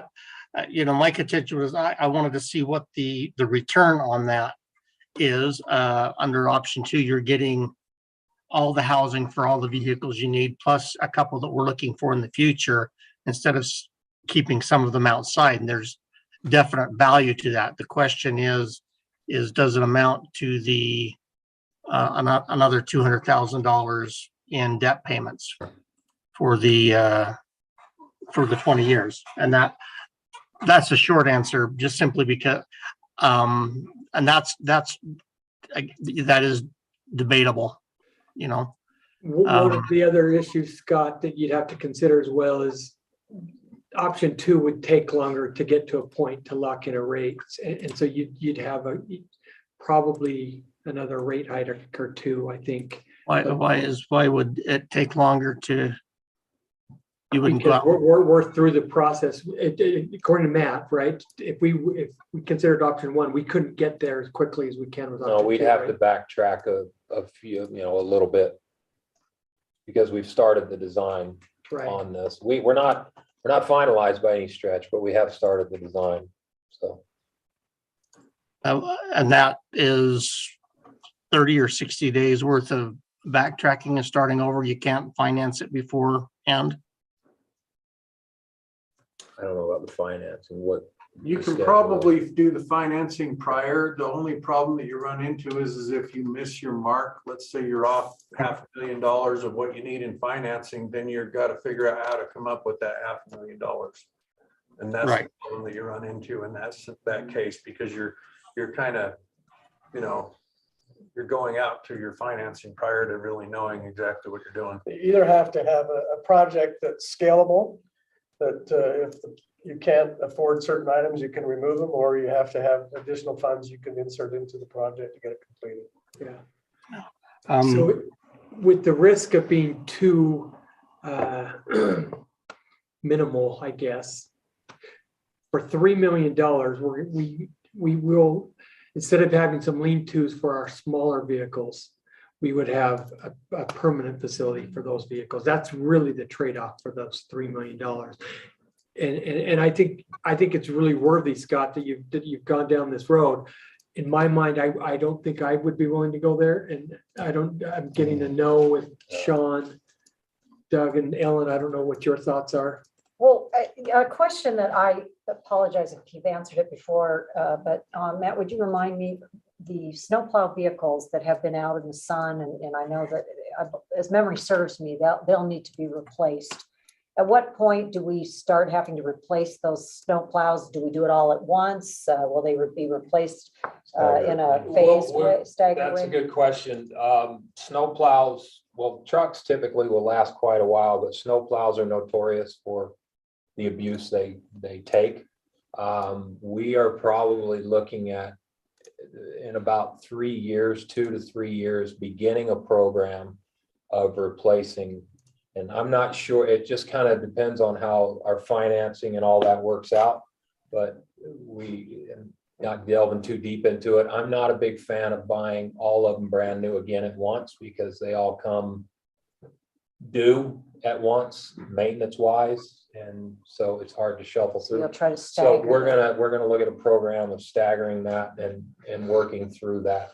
And what is the that cost system. per snowplow truck to replace? Like, say you do through 2 or 3 a year, is that, am I? It's what were they, 350,000, 375? I think the Yeah. current ones that we have were about 2 something. Oh, no, sorry, I'm wrong number, 295. Was So that just- without 295. plows? That's outfitted. Oh, it is outfitted. It's around $300,000. Around 300,000. So as we look at this, factoring into our public works budget, is that anything that the council needs to examine at this time? We Is currently this do going to be have some debt sustainable in service. addition to the debt Yeah, service? we currently have debt service in there for the lease on the existing trucks that goes out to either 2026 or 2027, and I can't remember which year that ends. But once that ends, then the money that we have to service that debt becomes available for other debt. However, due to the inflation of 8 years over time, that's not going to be enough to continue to service new vehicles. If you were to replace them all at once, like we did the last time, or even one off, you're likely to see some increase over time, just like you do on, anything that you buy, whether it's, light duty vehicles or heavy duty vehicles are going up in price.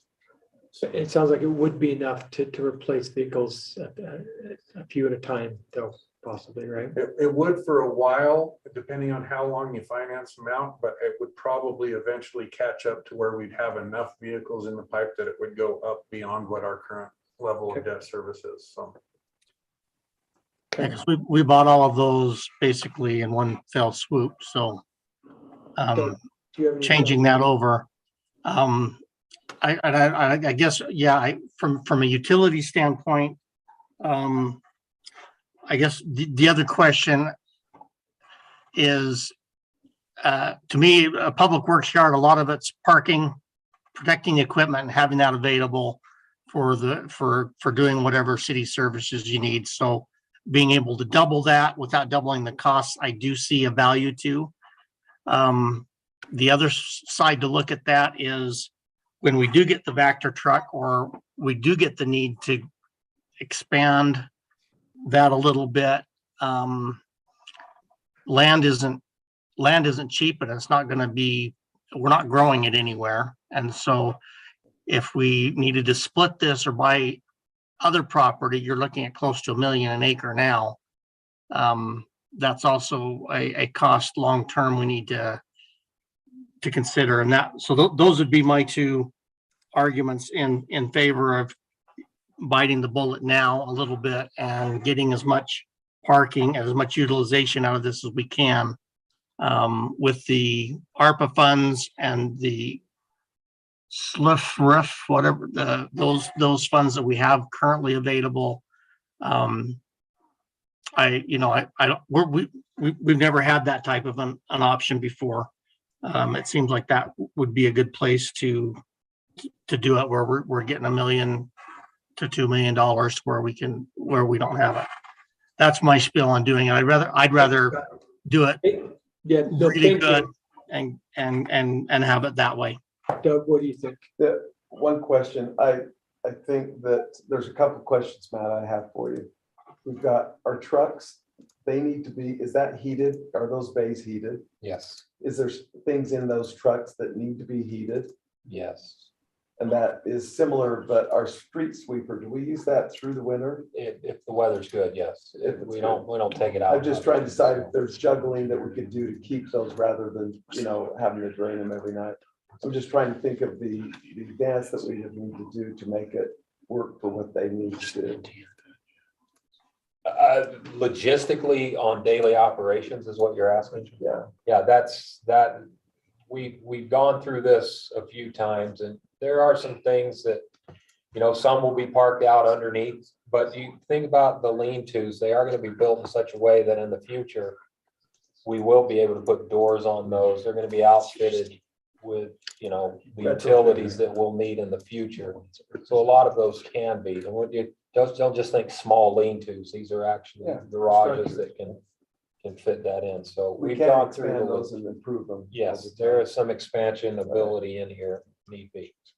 I'm just trying to think of all the logistics of what we're dealing with, millions, you know what I mean? Yeah. And so it's just It's trying to think of a way to make the best of what we can out of what we've got. Well, right now it's a daily dance, for sure, but we can make it work. I might have misunderstood what Councilman Bracken was trying to clarify moments ago. He talked about, and I think it sounds like he's favoring option B because something about purchasing another acre of land could be as much as $1 million per acre. But I guess I don't understand. Option B is working within the same Correct. 2 acre area. So I didn't Correct. Just quite adding, follow. it's what- just adding more bays. That's the only difference. Oh, I see. Okay. So, And we don't really anticipate needing to add more bays over the next 10 or 20 years, or is that? I'm probably not gonna be on the record on that. I mean, there could be some expansion needed, but that's as time goes on. Like if you're talking about the Vector truck, when that time comes around, there's an area where we can expand for a garage for the Vector truck. There's some In both things we option can do. 1 Yes. and 2? Yes, in 1, it's already existing. And 2, when it happens, we can expand if need be.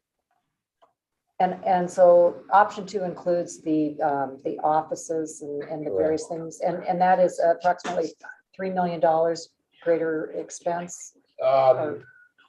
Yes. Is that about right? so the direction that I'm looking for with the council is to fill or make sure that we feel good about a parameters resolution for our next meeting to vote on, to move forward, to get a rate locked in, to move forward with the public works building. So it sounds like, well, I'm assuming that we're leaning to option 1. Am I wrong with that? Oh, option. Okay, Ellen. Mhm, yes. So it looks like for sure, option 1, and then I know Scott's option 2. So it looks like we're okay to move forward with that parameters resolution for our next meeting to move forward with option 1. Unless Scott has a few million that he could donate. So- If he could. Hey, I don't want to, I hope, Scott, you don't feel we're diminishing your opinion. I think it's actually really, from a budgetary standpoint, I'm not there, but I do think you have good It's points. good to look at. So, though. yeah. I mean, it's Well, it gets to be what happens, it gets to be, well, why did they do this right back when type of a thing? None of us may very well be in office when that happens, but, personally, I tend, if I have the ability to do it right, as well as I possibly can, then I tend to lean that. But we also need to be judicious. I would prefer the option B and just get it done now, but we can kick the can too. So that's fine. It's more important that it gets done because our people need to have a place to work. We need to be able to keep our equipment serviced. This will increase our response on snowplows getting out because they'll be able to be preloaded. Yeah. Improving the salt shed is good. I was concerned about the Vector truck. I hadn't had that information from Matt that there would still be a place to put that because those are really expensive pieces of equipment. So, you know, that's great. I would love to get the parameters of this resolution done.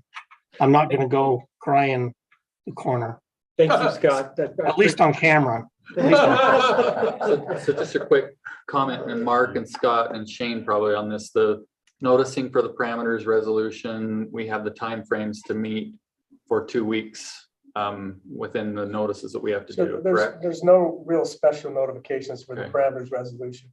One of the things that parameters resolution will do is schedule a public hearing, which would typically be a month later. Okay. So we could get that together and have it. Yes, I just need the maximum par amount. And I'd say provide yourself some flexibility. It doesn't obligate you to borrow that much. The maximum term, same insight as far as provide flexibility. Okay. And I can work with bond counsel to get that prepared for the 19th.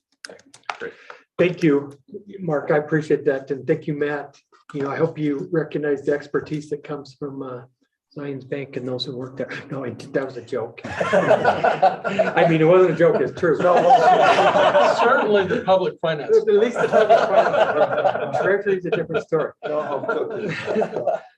So we are going to move on and we're going to keep it with Matt because Matt's going to give us another presentation about the roundabout I schedule. will be very brief Okay. since I know you're so update on the roundabout. It started on Monday, April 4th. Boy, did it start. What do you say? Boy, did it start. Oh, boy, did it start, is what he said. Boy, did it start. Okay, so the roundabout started on April 4th. This is a 137-day contract. Seems like an odd number, but it's a 137-day contract. And it will go till August 17th, or more likely the end of August, but we'll be in and out of there. The work they're doing now, until school is out for the summer, there are no road closures planned, no lane closures. They're working on the corner right now, doing storm drain work, clearing the property, and doing some utility work. So that's happening. Without getting too detailed, the contractor is working their way around the project. So starting on the south, working their way around. As each one of these phases come forward, there's notification that goes out to all affected areas. There's postcards that have gone out. They'll have those. The ones that are directly affected will receive a knock on their door, i.e. the ones right here on the corner of 2325, where the driveways and there's work we have to do on the properties will be notified. And I have asked the contractor to give at least 7 days notice, more if necessary, especially for those that are directly affected. So I've asked the contractor to do that. There is a PI firm that has been hired through this project, and their number is on our website, the postcards, and that we will always be reminding people that that's happening. So questions about the project need to be directed to them, not even really to our staff, because we're trying to keep everything in one location and then we'll work through the issues. There's one big closure that's planned right now, and that's 2325. And the reason for that is because we're realigning 2325. So it has to be closed, realigned, and then open. When that comes about, there will be plenty of notification again. And knock on wood. Do we know how long? Well, the contract allows them a 25-day hard closure. They're asking for more. Right now, I'm telling them no. But we will see how it affects during that, the direct neighbors. If we don't have a lot of issues and they're okay with it, we may be able to extend it out. By extending out hard closures, you get the project done faster. It's just kind of the nature of the beast. So that being said, it's moving forward. It's been on the books since 2013, and we're finally getting there. And it's going to be a difficult time for traffic. The traffic control and the routes are always going to be posted, and we'll have them out there for everyone to see, and they'll be noticed in the neighborhood letters that go out. Okay. Awesome. Yeah. Thank you, Matt. Yes, sir. I just want everybody to know that's the 2325 East closure might just be because I made Matt mad a couple of years ago, but I hope not. I hope it's just and it's as short as possible. I appreciate you working on that. I'm keeping it to the contract. Ellen has a comment. Yeah, actually, are we done with the roundabout, Matt? I had Yeah. a different. You know, quick question for you. before we move off of that, I want to leap to quickly Okay. finding out, are there any updates on the code 14 addressing the, arterials and collectors language? Any We have update on it, that? we have it. I forget where it is on the agenda in the future, but yes, we have it. I'm bouncing my way through all of these projects, so it's down the line. I don't remember where it is on the agenda. It's either first meeting in June I or think it the was second meeting in May. I don't. Weren't we recall. trying to expedite that? Well, we were going to go through some of the other components of the. Yeah, we also have the transportation plan that's tied into that will be coming to you, as well as the code, part of the yeah, code. the only issue is that the next couple of meetings will be pretty much all budget related, because as we work Well- through that, but I'm okay with it going as Well, fast as we I can. thought that when we talked about this, I don't know, a couple months ago, and it was the preference of the city staff to wait and address code 14, later in the year and do it comprehensively. And I believe the mayor and I both asked that this be expedited. So I was under the impression that this one part of code 14, and the exact number is escaping me, but it's just one specific section that was going to be addressed with urgency. Did that change? Well, and maybe I misunderstood. I thought we had indicated that we would address that through the whole code. That was your 14 change. suggestion. That was your suggestion. However, If we need- the council recommended that be treated isolated and expedited. Am I wrong on that, No, I Mayor? think I remember that. Well, if that's, I apologize, and that's my misunderstanding. I can have that section, that's ready to go. I can have that whenever you Do that the next meeting. direct me on the meeting. That would be super. It's just the fine. one section of the code that you're discussing. Yeah, that That's was design section speed. F within. Yeah, that. it's design speed. We were bringing back the whole code. We So can bring it to the next meeting. The last thing that I just want to mention with the roundabout, and this is more, this won't be for you, Matt, as much as maybe Tim and perhaps even Lindsay. Are we working towards a communications plan with the high school with roundabout education? the high school we've worked with the high school. We have actually given to the high school the model of driving through the roundabout. Okay. They have that, and they are working with their students and all of that They are. in the okay. school. That's Current. my understanding. But yes, we've delivered that. Lindsay has done that, and they have that Okay. information. Let's maybe get some feedback from them and see if they have any questions. Yeah, we can Can we do that? we can make sure the principal is getting that As out. construction started, I'm sure we've all heard, how are these students gonna not drive into each other? So I think that's an important issue to make sure the education aspect I is agree. being addressed as well as possible. Mayor, it absolutely is important, but history and lots of studies on these all over the country and at high schools show that typically the kids get it a lot faster than their parents. Yeah. So that may not be as politically correct to answer or to say, but the reality is yes, getting it through driver's ed is fine, but most of the people who are going to need to learn it will not be going to driver's ed because they're already licensed drivers.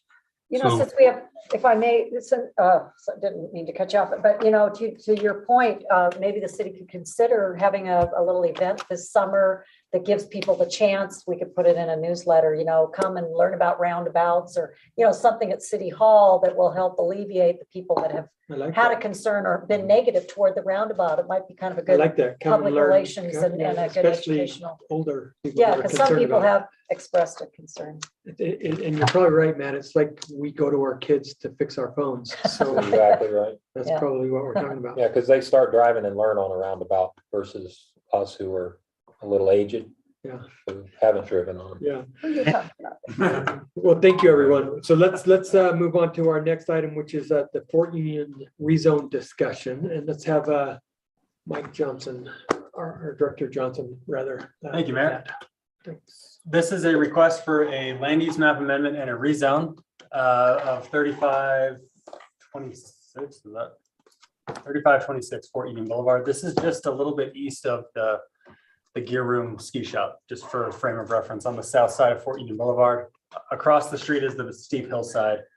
That's just a little bit west of the park and ride there. Did you say east or west of the Gear? This is east of the Gear Room, west of the little city park and ride lot. I think it's west of the. Well, the gear shop, Gear isn't room the gear is- shop over here? The Gear Room is right here.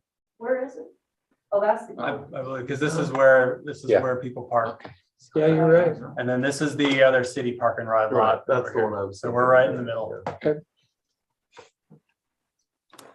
This is a request to change the land use map amendment, the general plan designation from residential office to residential medium density, which corresponds with a rezone request from what's there today, which is R18 single family, to R28, which is multifamily, but no more than two family structures. So twin homes per 8,000 square feet. We're not talking apartments or fourplexes or anything like that. This is just a street view of the project. You can see that there's no sidewalk or improved infrastructure there today. It's just slightly under 1 acre and has a handful of very old dated residential buildings on the property. Current land use designation in the general plan, as you can see here, is residential office. The proposed land use designation, as you can see there, is residential medium density. Just some context, the property directly to the east is existing residential twin homes. You can see them on that flag lot kind of driveway. Those twin homes were built in 1978 and have been existing legally since that time. Here's the current zoning. It's R18. You can see the gear room there on the left side. That's the purple property there. And the proposed zoning there of R28. This is just an example. When a council considers a rezone, we encourage the council and recommend that they consider everything that could potentially be allowed in that zone. So here's what's allowed in the R28 zone. It's actually nearly identical to the R18 zone with one exception, and that is subsection D under permitted uses that allows two family detached dwellings. All of these kind of ancillary uses are also listed in the R18 zone as conditional uses. You can do, these other types of uses in that zone. So the only difference, and a notable difference, is it allows twin homes and not just single family. How long has it had that R18 zoning designation? Since incorporation. Okay. Do we consider a twin home and duplex synonymous? Yes. Okay. Yeah, two family dwelling. Okay. So the Yep. if you don't mind, so the single family, if you could put that this one up. Mhm. So right now, this is a single family, Yep. this is a single family, this is single family, this is single family. I've heard from all four of these residents. Yep. And this property to the east is zoned R18, but was built legally as two twin homes in the 70s. And this is a single family. Yes, So there's a duplex here. there's two. Yep. Where do you access this? I see the There's cul-de-sac There's a here. drive. Oh, there's a that's a private driveway. drive. Yep. So right there. And how many driveways would come out onto Fort Union? Well, from here, this? this is a concept plan. Obviously, they're not necessarily beholden to this. They would be governed by the R28 ordinance. But feasibly, the development would look like this. So you have three potential driveways there. Same with an R18 development. You could fit really reasonably three single family lots there as well, accessing directly onto Fort Union Boulevard. This, I just want to point out to the council that Cynthia Blair, who lives here, has an ADU here and is very concerned about a 35-foot height here, just feet away from where her mother lives. Sure. And what will be the roof height here? So in both R18 and R28, the maximum height of structures is 35 feet. That's measured to the highest point. So if it's a pitched roof, it's to the top of the peak. If it's a flat roof, it's again to the highest So point. the actual side of the building could be 2 stories high? Just like any single in family either zone. zone. So Today, someone could come in and get a building permit and build today to 35 feet, just as a single family home instead of two So family. and I know that views are not protected by LUTMA, but this house, this house, this house, this house, and this house will all have their views affected by that development. Sure, yes. I mean, if development happens there, again, under today's zoning, residential office, R28, it's all 35 feet. So let you know, we, Tim and I asked the residents that actually Ellen is talking about, Cynthia, Brandon and Jenna and Cynthia's mother Colleen came in and met with Tim and I today. And I thought it was really important that they come in and we wanted to understand specifically some of the things that were important to them. And to hear their side of things as we go through a decision like this. And one of the things that was really constructive is we were able to tell them, about LUMDA and private property. We talked about the things that we're looking at as a council that we have to look at. I told them one of the hardest things for the council to not change zoning would be the fact that there's a twin home literally next door to this parcel. And so I hopefully they left this meeting understanding that we understand their concerns and that we're not taking these lightly, and the things that they're saying are important to us as well. But we also, have some guidelines that we have to follow, even though that this is a legislative decision. So yeah, and from a setback perspective, I think the side setback, the difference between R18 and R28 is like a foot. The rear setback is the same, front setback is the same. The side setbacks are smaller than R2? It's a total of 15 feet between both side yards instead of 20. So yeah, I guess it could be a couple feet, depending on how that is situated on the lot. would there be a way to adjust zoning with a restriction on side setback? Shane, is zoning conditions allow setback changes? I know it allows density. I would have to look. I would have to look. Okay. Yeah, I mean, we could do it to the extent where we do have certain zoning conditions that we can put on a specific zone. That's that we put in a couple of years ago. Overall density is one of them, because, as Mike says, the diagram is nice, but the reality is if it's 40,000 square feet and the minimum lot size is 8, if there's a way for them to figure out how to get 5, once they've got the zone change, they can have 5, unless there's something that prevents them from having it, which would be, again, a zoning condition on density. Height, I believe, is also one, but that's a little more squirrely in my view, just simply because 35 feet is allowed in every zone in the city, save for a flag lot, which this is not. So I'd have a hard time. I'd have to really get an interesting argument to why it would need to be enforced here and not everywhere else.